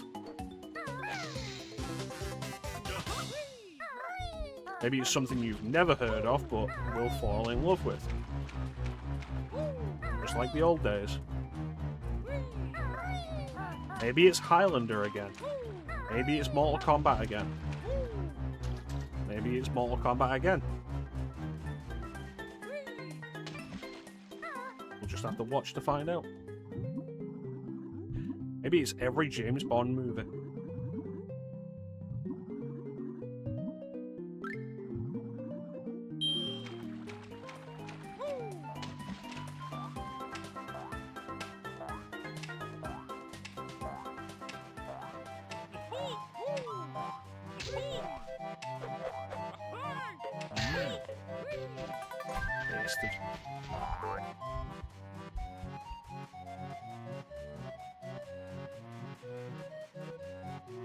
I saw an interesting idea this week that, like, a big part of the problem with kids these days in terms of, like, just cognitive functionality is that they don't get to be bored anymore. And so, like, they don't go to find their own entertainment, they don't figure out what they want to do, or, like, how not to be bored or anything.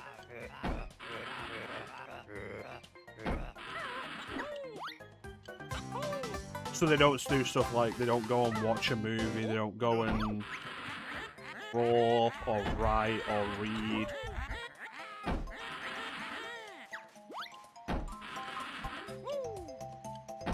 Because they can just go on their phones. Again, why did you go down?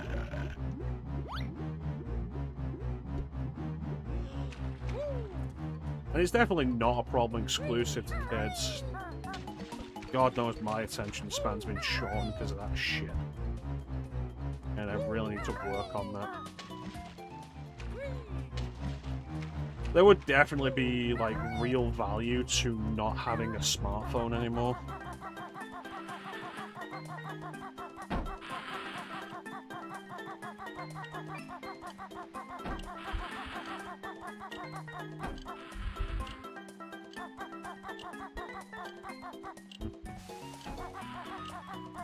Maybe I need to come back to this level. Maybe I've got everything I can get.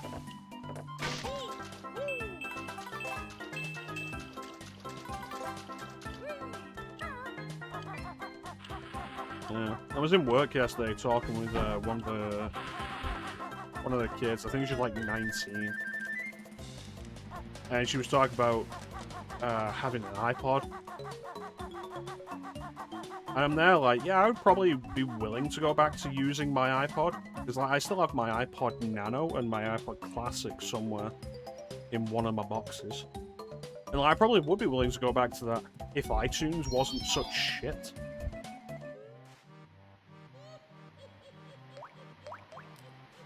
Regular MP3 player, though.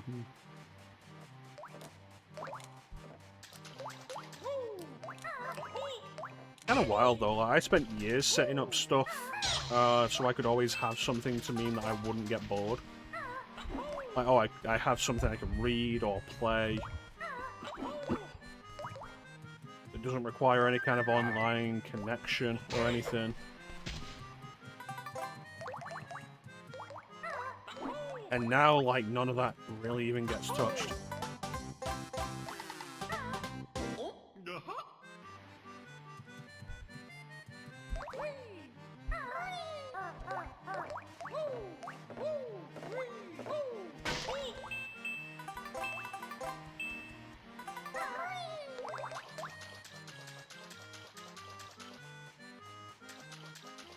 We definitely have a concern that's going to hit in the next few decades.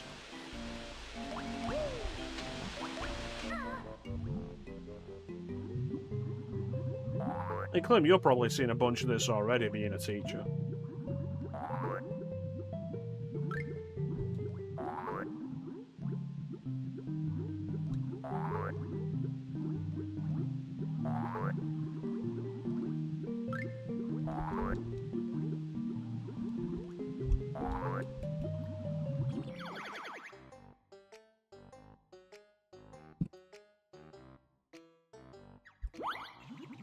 It's always nice to know that nobody's paying attention to me. A shame, Clem.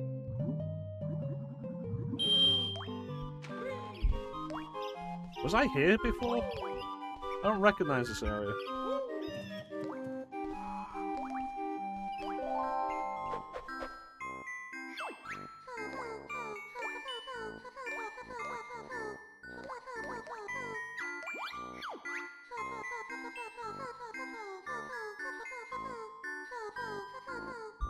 Sweaty.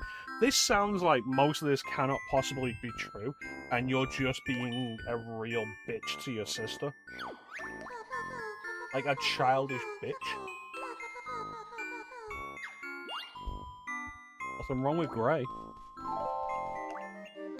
But no, like, the whole thing with, like, attention spans and, like, cognitive capability and initiative.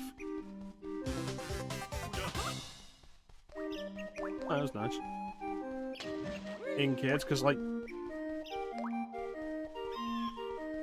speaking as an adult who was an adult before, like, all the smartphone stuff and, like, app and constant online presence became a thing, I definitely suffer from it.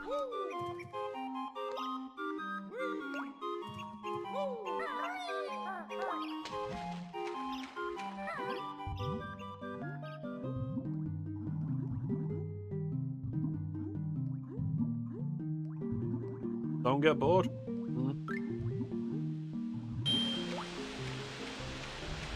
What do you do when you're bored? Anything. Did hear things you were saying, but were you listening? And Clem, you don't have to call me sir, we're not in school. Where did I come from?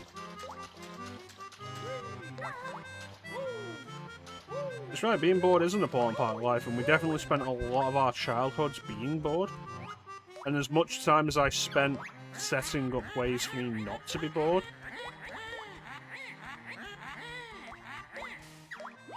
those ways, the ways I set up to not be bored were definitely better than the current solution. Oh, it was up. Right. There we go. Yeah, definitely better than the current solution. I used to read more. And now I'm like, what if... But I only have, like, a minute or so. Like, a few minutes. And, like, fuck, I remember I used to just have books on my phone. And if I had a couple of minutes, I would just load up a book and I would read books on my phone.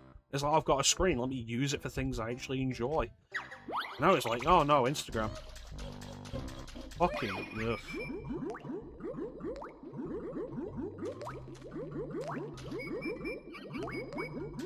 Brain just wants to do these things. I don't like sitting still and just like doing nothing. Like with podcasts, like I won't sit down and listen to a podcast. I listen to podcasts while I'm traveling. Because I'm then doing something, but my brain still gets to be somewhat active with a podcast.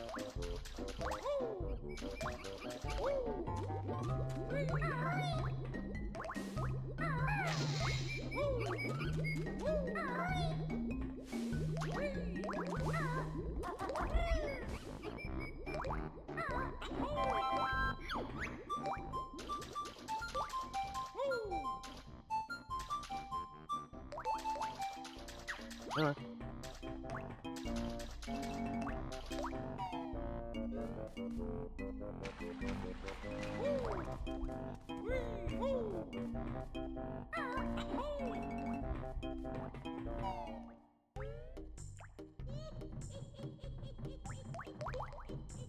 Kind of fascinating, the idea that we are like seeing the slow death of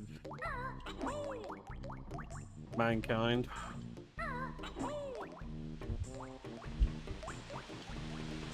And it will be because of technology.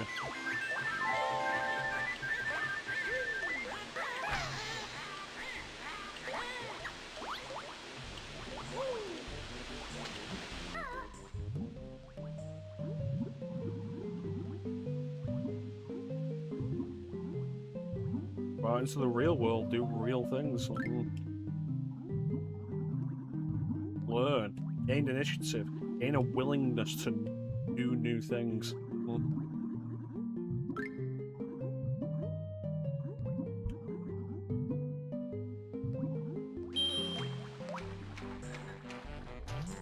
Ever since I like became an adult, I've kind of always tried to have a mentality of like, I'll try anything once.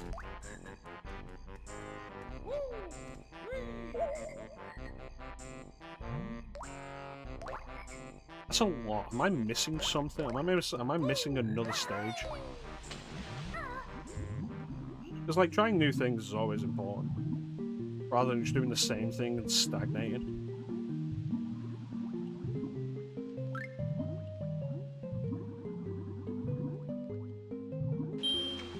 And then there's the way, like, just social media presence is ruining language. Like, we were talking about it yesterday with the whole thing of, like, unalive being far too common a term these days.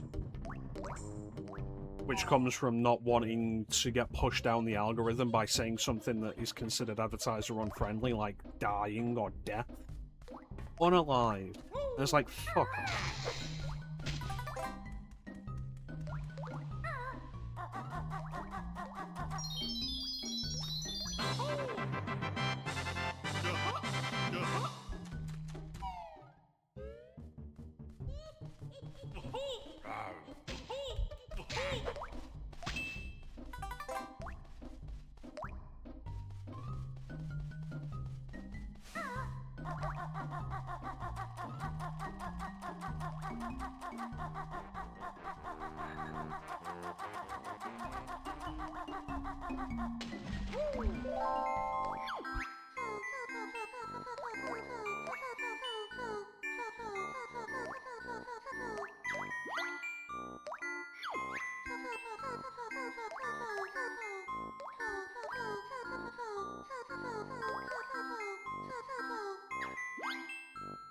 Why was that a competition?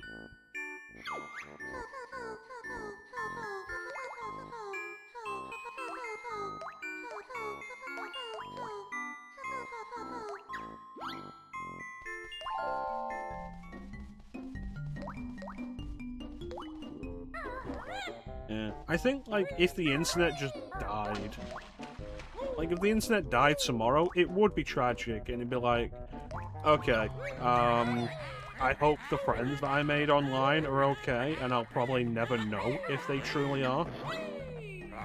But I think overall it would probably be a good thing for all of us.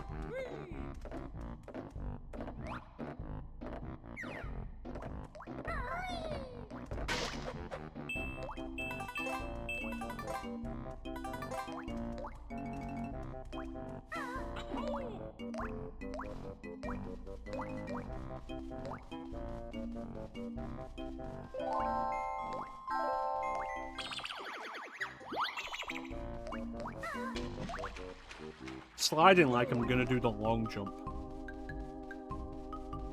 What was up here? Ah, okay.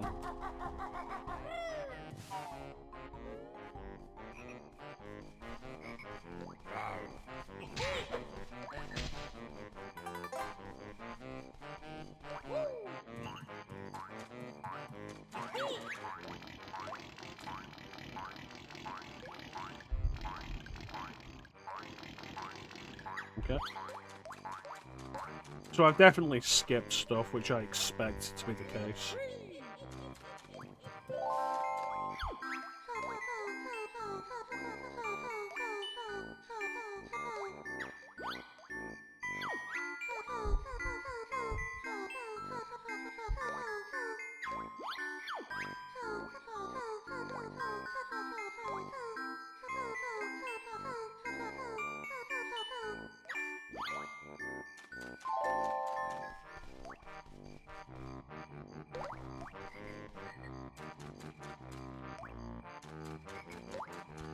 There, let's go elsewhere and come back to this.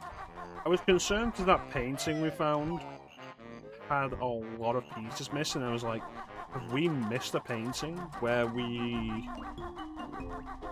would have like an intermediary between like 2 empty spaces and like 8?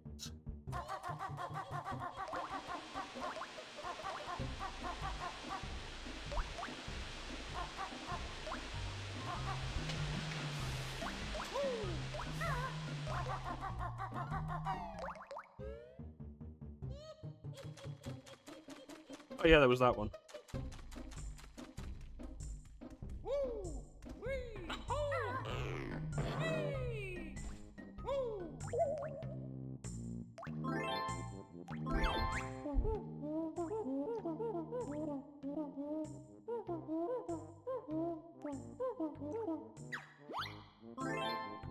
Perfect.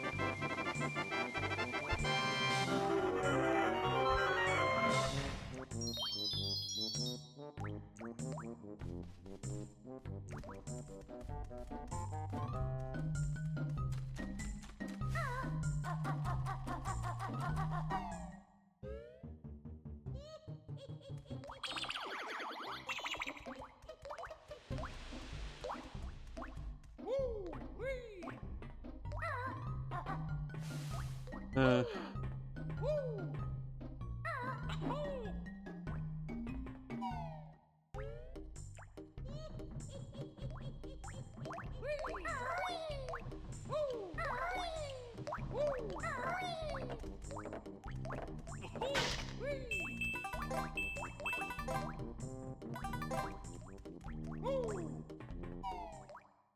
Actually, if the internet just, like, the entire internet went down for, like, a week.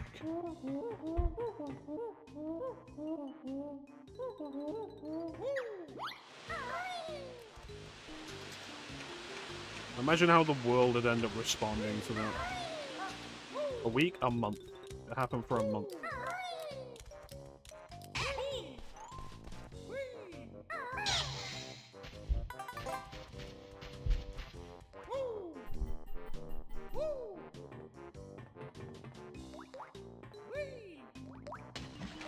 Like, how much of the world is just based around internet communication now? With, like, no real backup. Internet resources, information at the fingertips. Oh, something you needed to know, a phone number or something. Internet. And then it's gone. And every possible backup we have for that kind of thing just doesn't really exist anymore.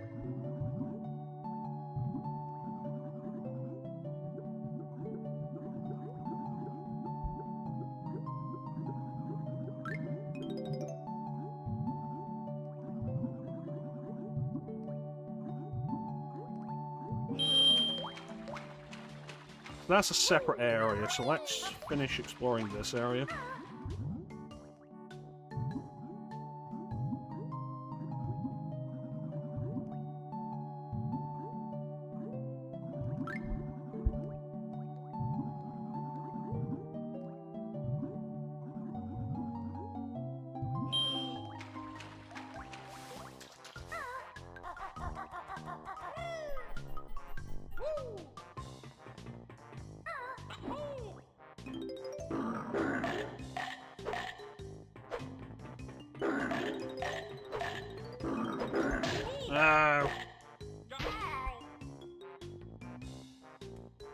Well.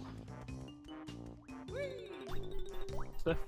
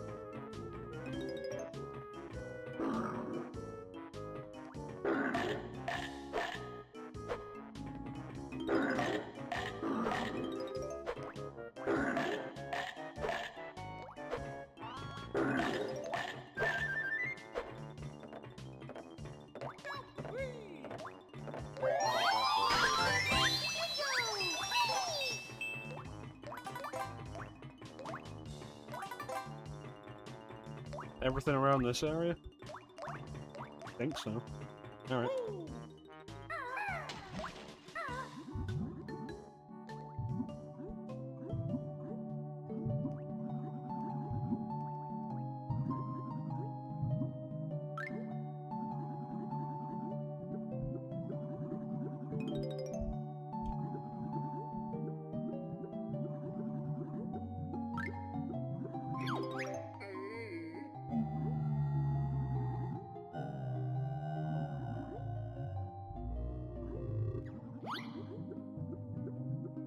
I mean, I think we'd all rather have fresh air than dirty water.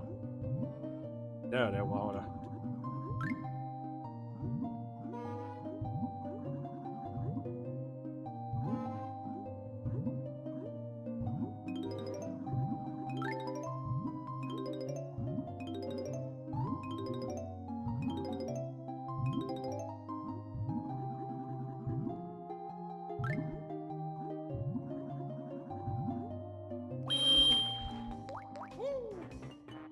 Alright, what can we find? An obvious trap.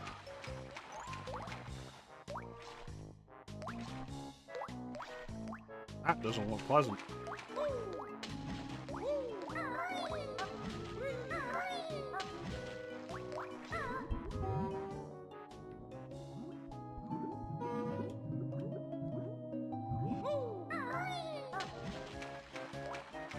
Alright.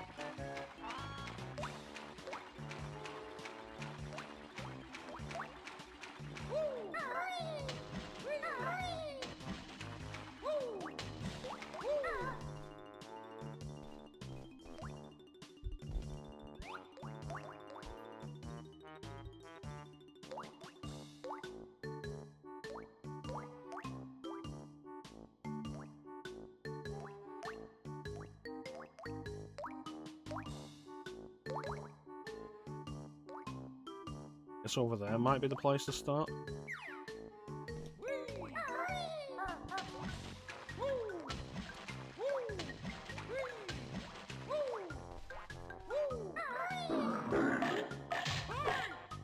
You piece of shit.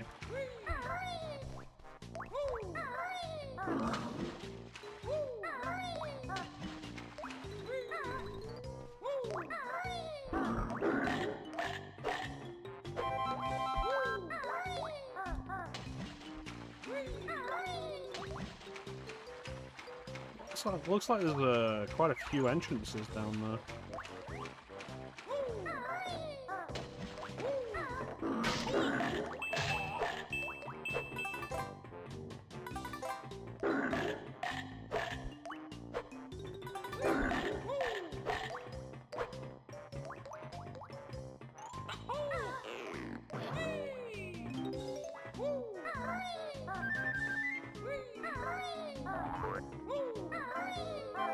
I don't like this. I like doing this.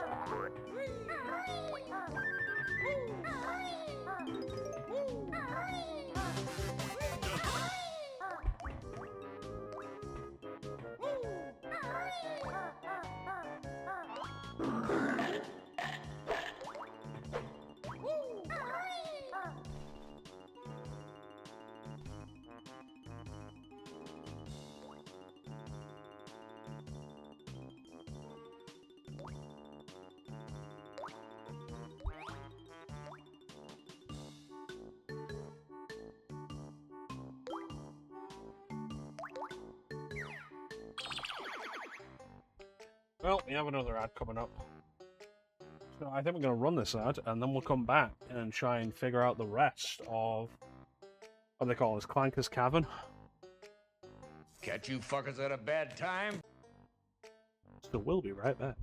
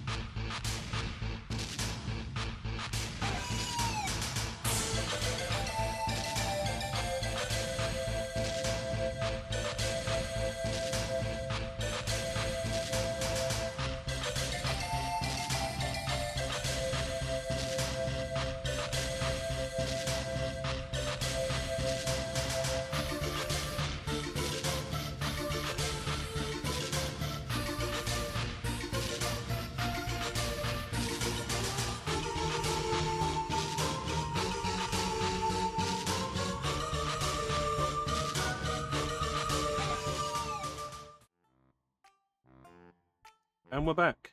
Time, monster.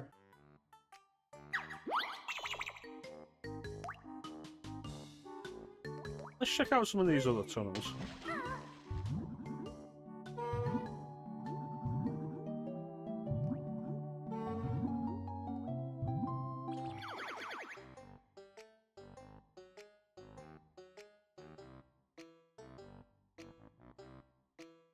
Thank you, Clem.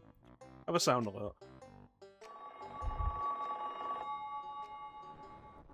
Clem, answer the phone.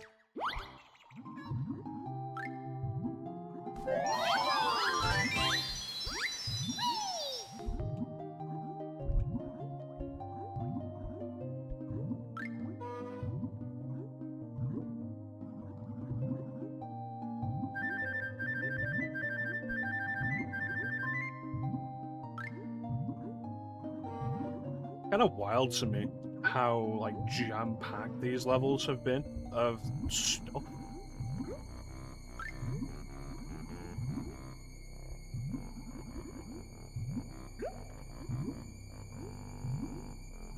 I'm not gonna make this.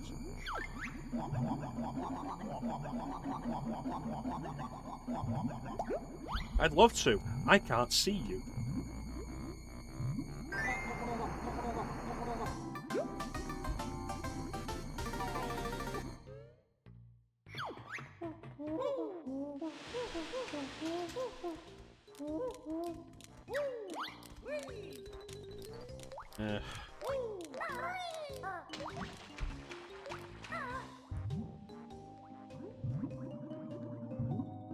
I pulled my Kindle out and charged it a few weeks ago, and I haven't used it.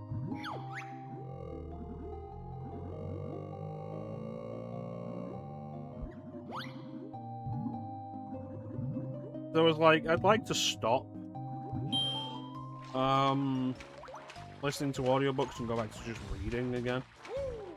I feel like there is definitely something different gained through reading. Like, maybe I'll enjoy reading Dune more than I tried listening to it.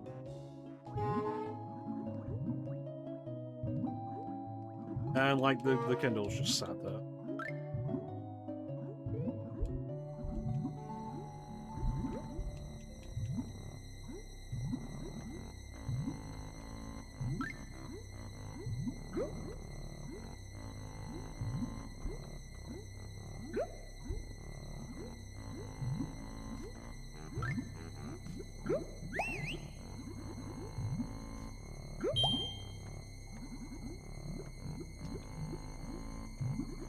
The camera really doesn't work for me down here.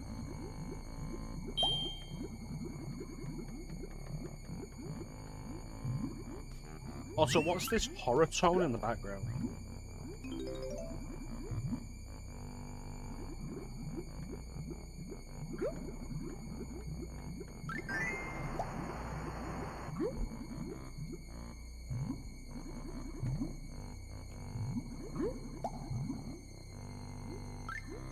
I can't move the camera while I'm swimming, I can't recenter the camera while I'm swimming, and I'm always like a step away from death.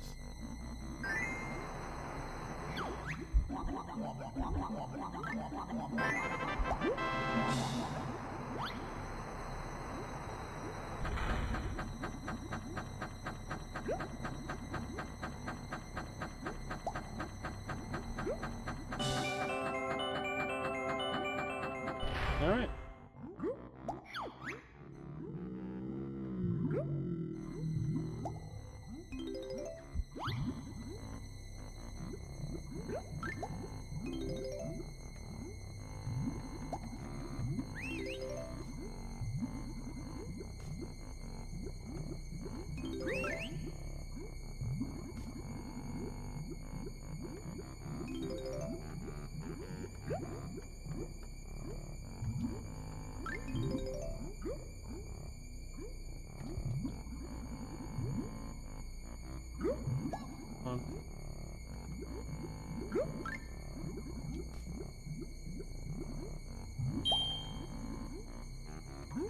Yeah, the camera really does not help here.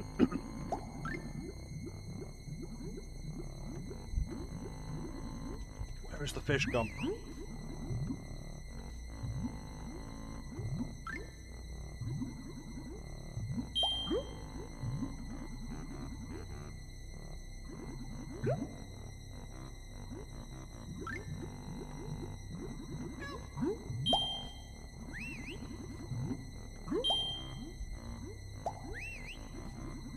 The reflection effects on the bubbles is really neat, though.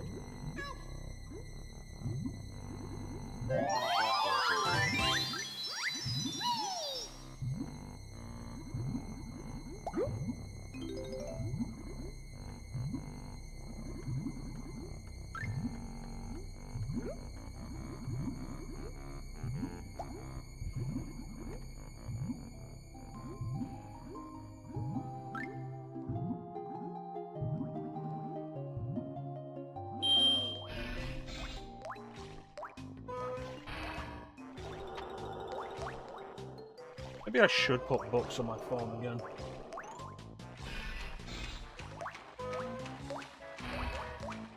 Not for like serious reading, but for like just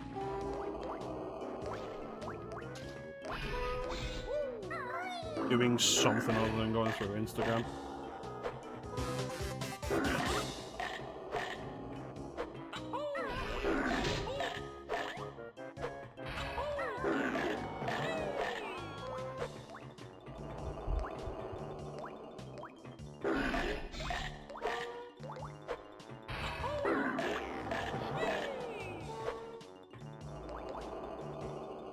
Wild that that's intended.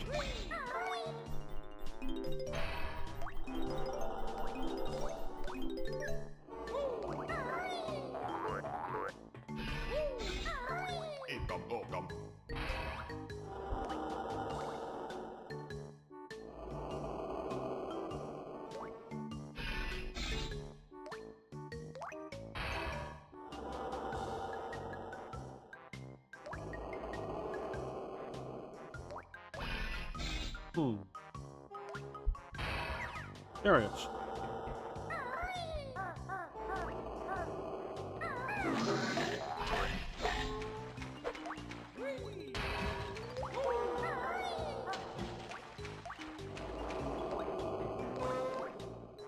That does not look pleasant.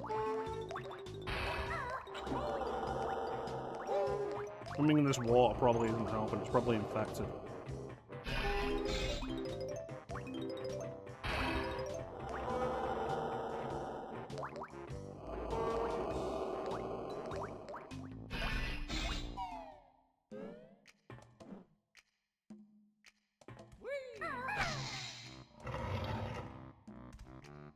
Well, at least I know where that is. Probably the exit.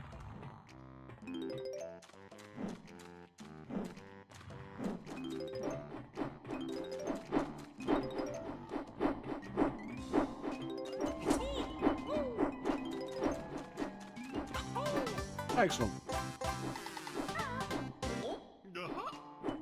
Now to come out of his bum. Nope, still inside.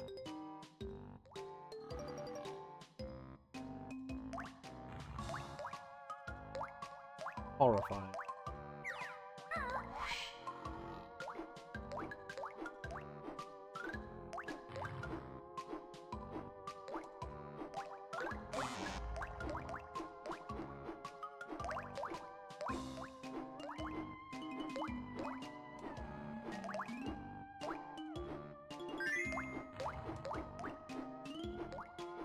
I don't need to fly for this, do I?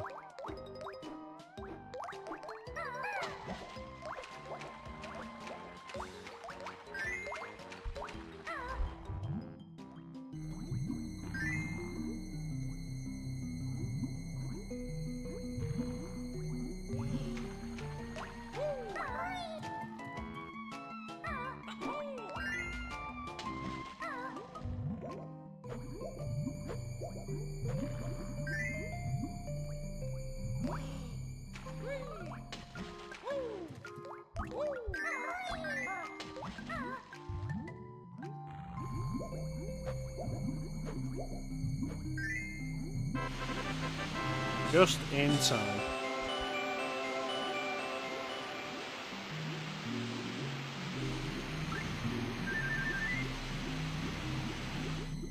Is it inside Clanker or is it inside Clanker underwater that you like, Star?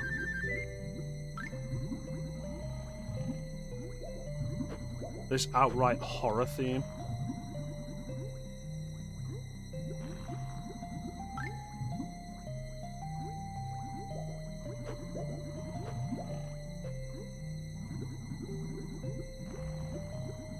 Not underwater.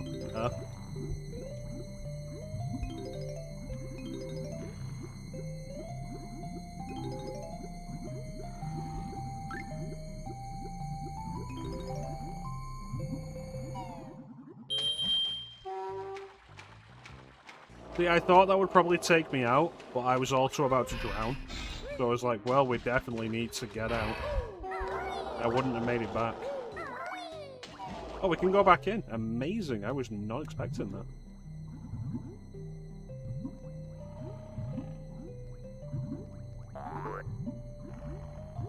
Yeah, like this horror tone. Like, wild.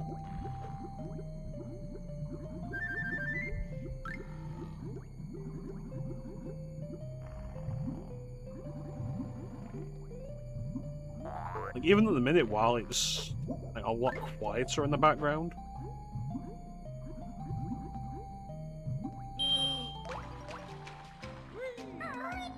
It's like, hey, have you ever wanted to really hate being underwater?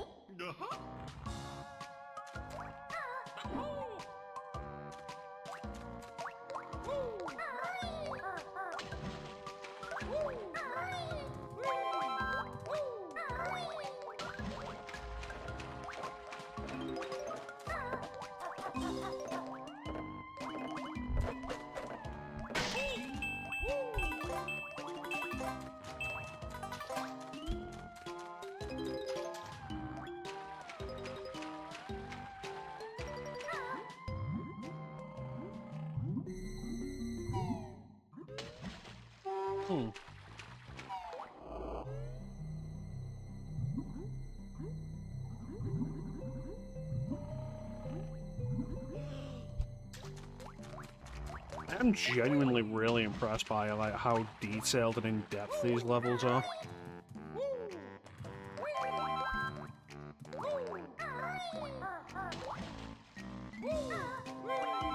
Like how much they've had going on.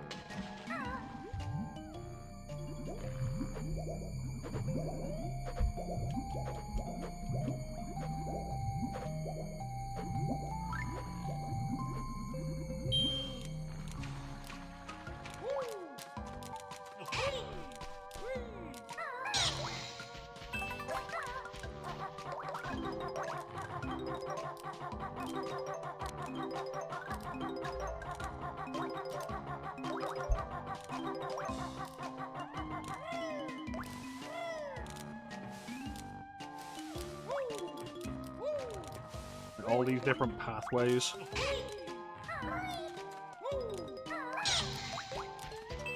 Because like, I'm coming to this from like the Mario 3D platformers, which do genuinely have a very different design mentality to them.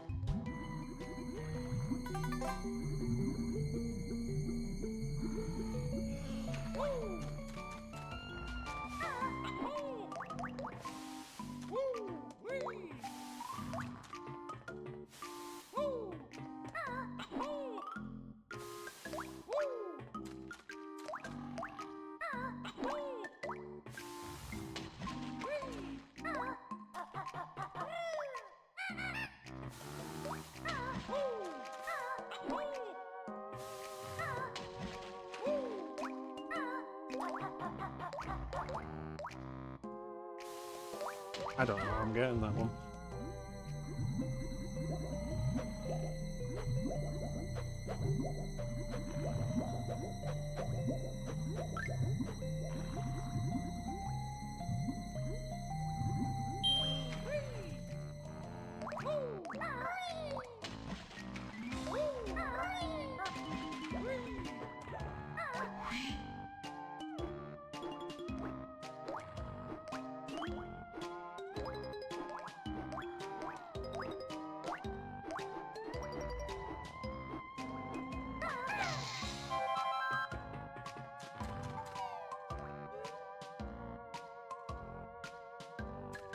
If there weren't fresh musical notes here, I would have thought I'd been here already. But I found bottles.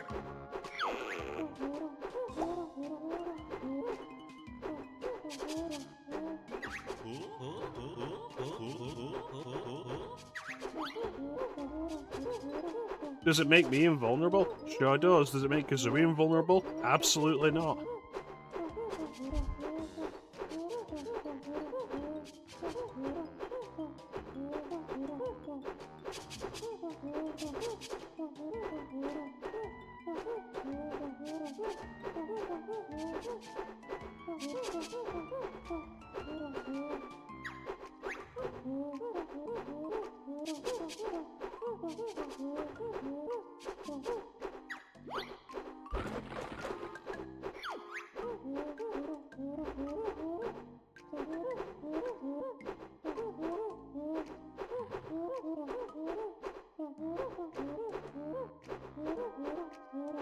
Pushing the right stick right. You know that's a compromise from when it was originally a button.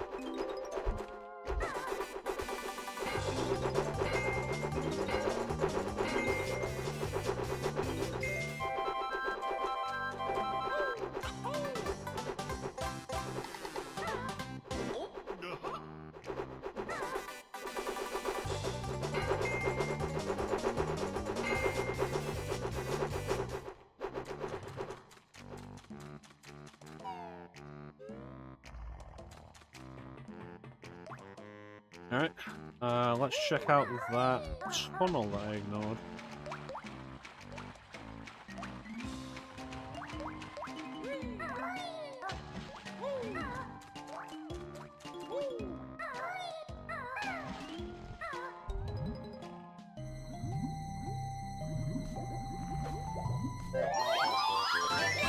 Alright, one more.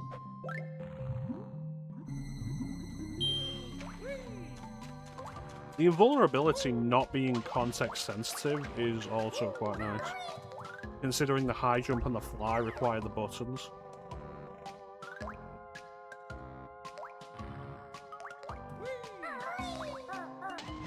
Alright, let's get out of here.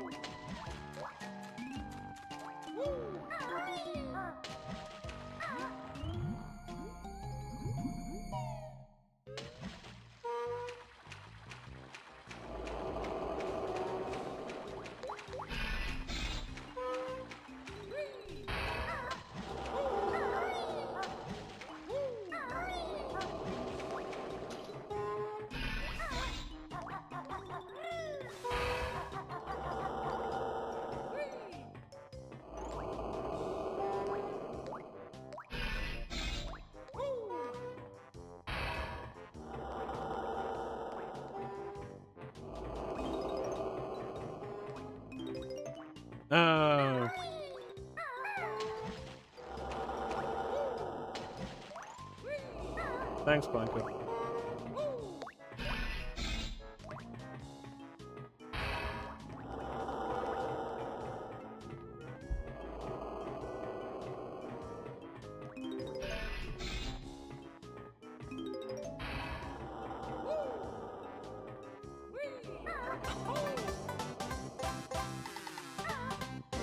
That's 4.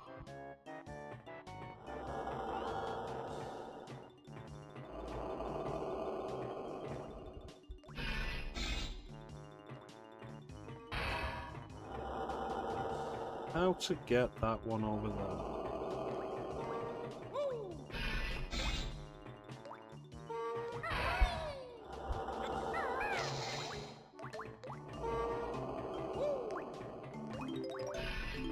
And there's 5. Halfway done.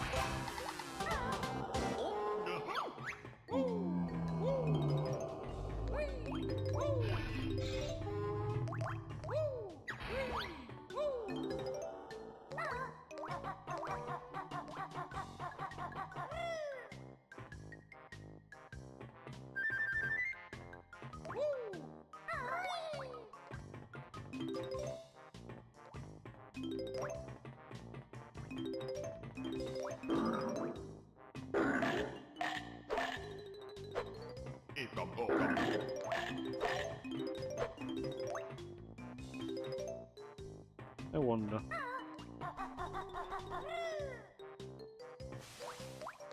Damn.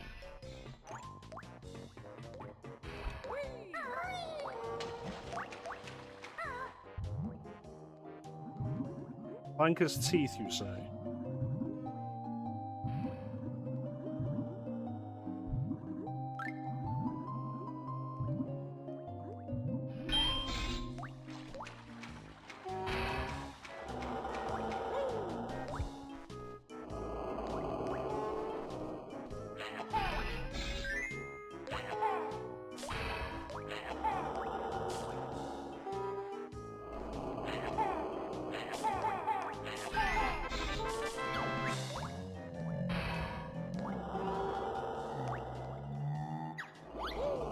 Well, I guess we're going in again.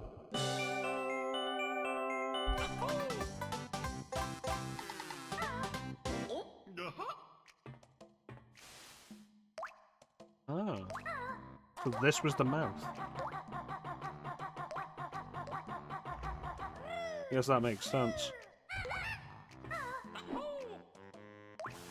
Oh, I almost had that somehow.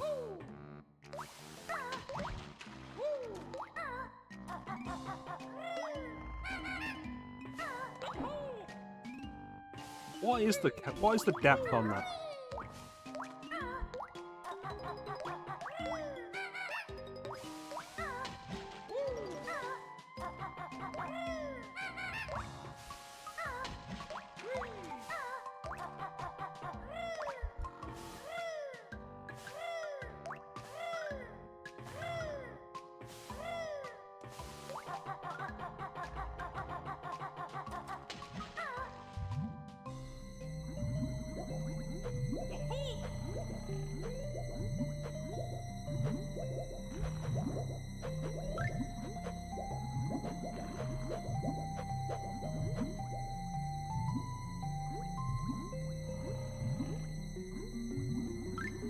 Definitely see why people love this game. This is really fun.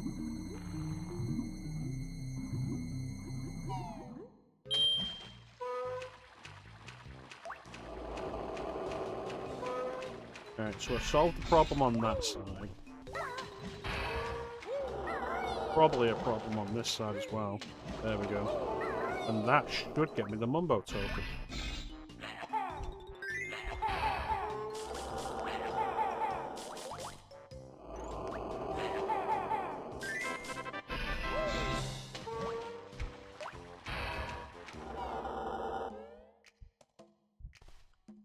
There we go.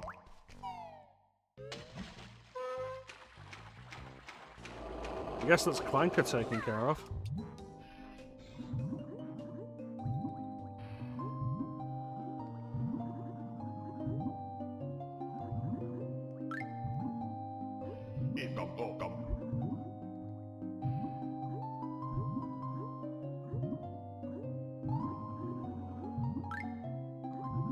Okay, that was a Jinjo. There's one back there. Something there.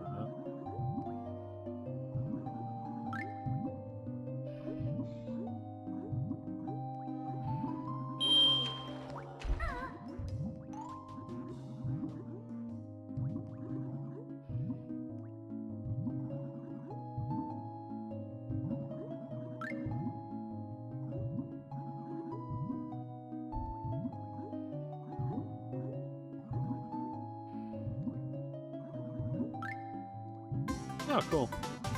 Now I have to survive getting out.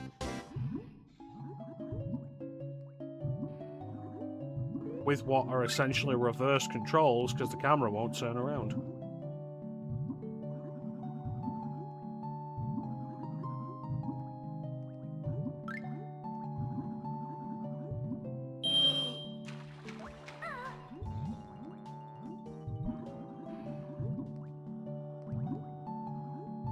Nothing else on this side.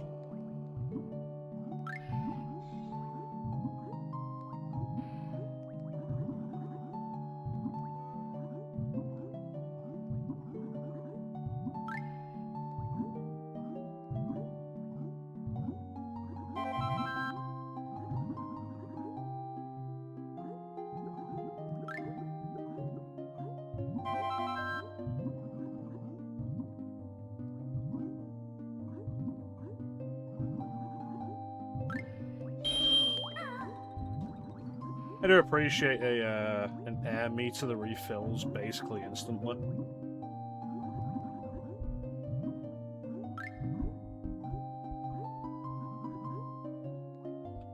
Like, you're not making the game any more fun by making it refill slowly, you're just making me have to wait.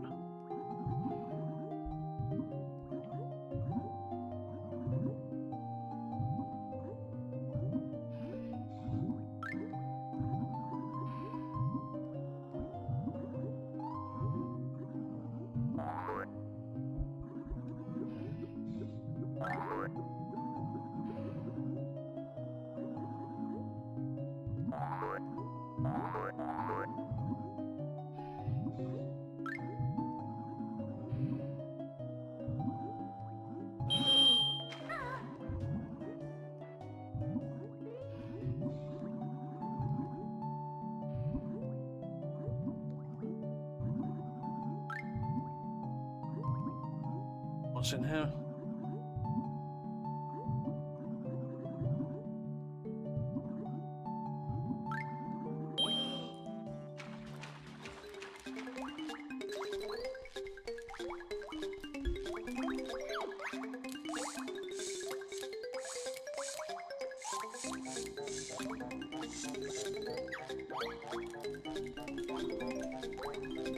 Okay.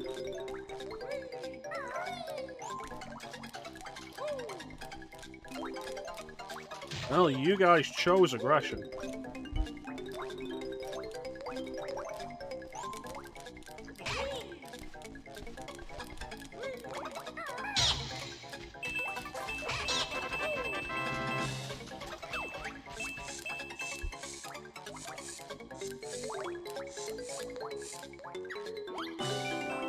Perfect.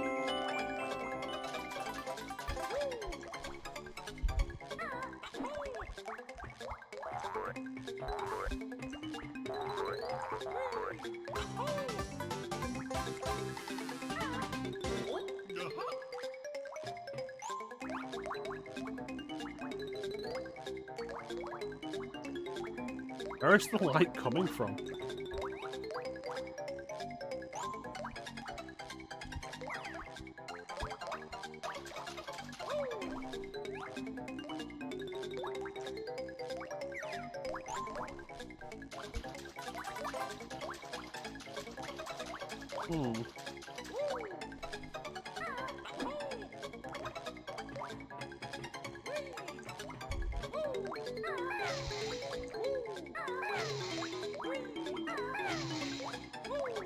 Alright.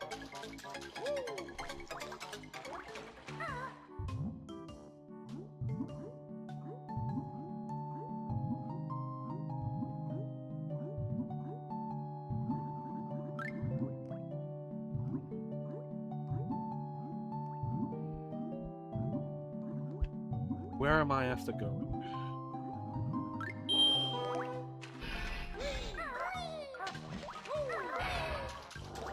Radioactive one?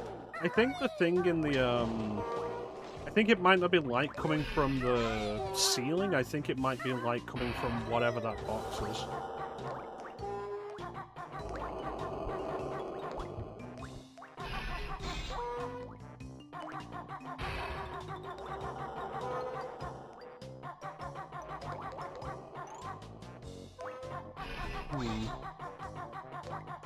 I think that's probably all I can do now.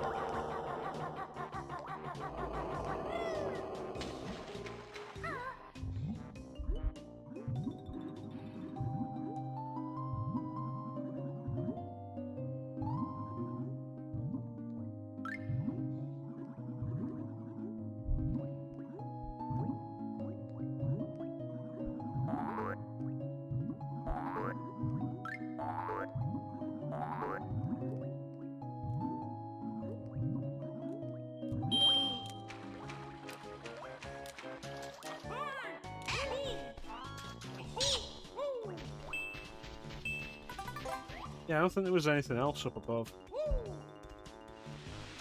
Now we just have to go up. Back to the start. Leave.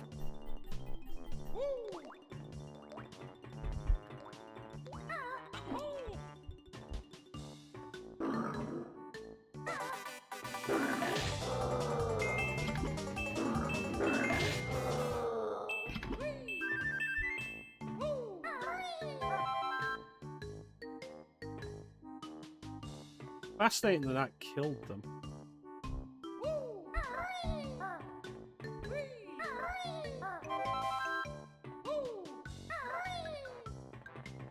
Oh, bye.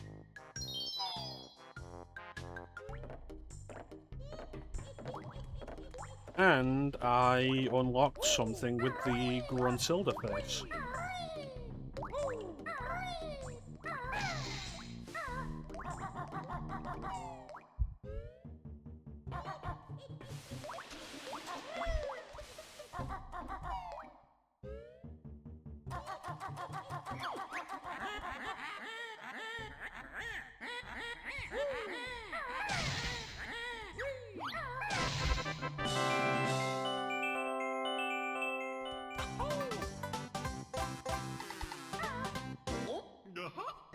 Excellent.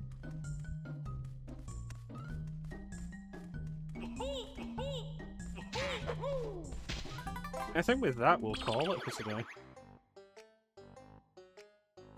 This has been fun.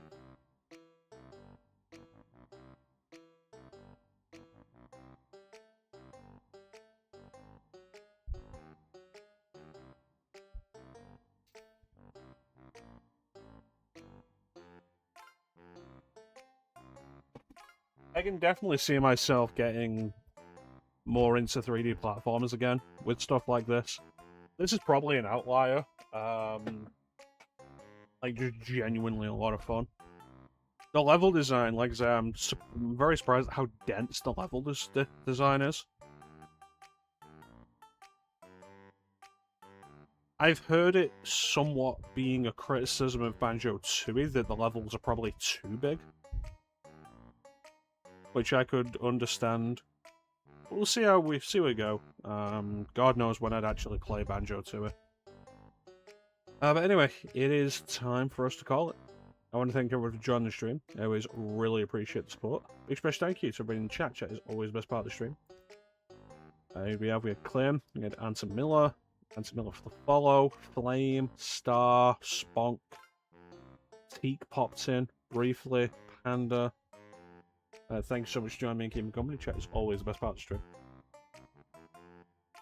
The next stream will probably be Sunday, the conclusion of Majora's Mask. As for Banjo-Kazooie, when will it continue? When I'm available during a day and feel like doing it.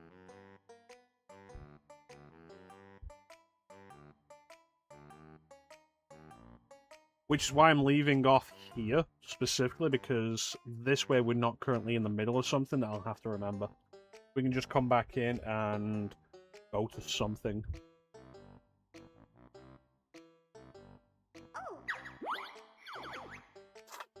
That's not what I was after.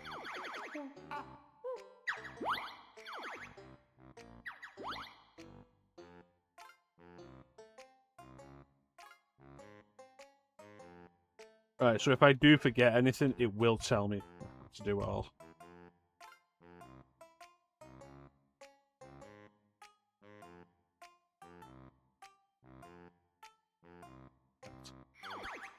Oh yeah, that's gonna be it. Today is Thursday, so I don't believe anybody I follow streams. Oh, actually, no, Mr. Charisma streams on Thursdays. So I recommend Mr. Charisma. Cool dude. Maybe Clem will stream. Maybe Clem will do one of his legendary summer streams that he never does. But I will probably not be there if he does. I will be in bed early today for work tomorrow. We already had that one today. Yeah, that is pretty much it. Psycho Mantis. Right. That's right. Mildly booked today. Tomorrow I'm probably gonna... What am I doing? Saturday I have to be up early for a thing for work, but it isn't actually work, but I do have to be up early for it. Or is it 8:45? I want to shower first. 6. We'll see. We will see. I might be able to do a Strange Journey stream tomorrow. We'll see. We will see. But yeah, in the meantime, there's not really anything else to say except thank you all for watching. Have yourselves a fantastic time of day. And take care. We'll catch you next time, guys. Bye.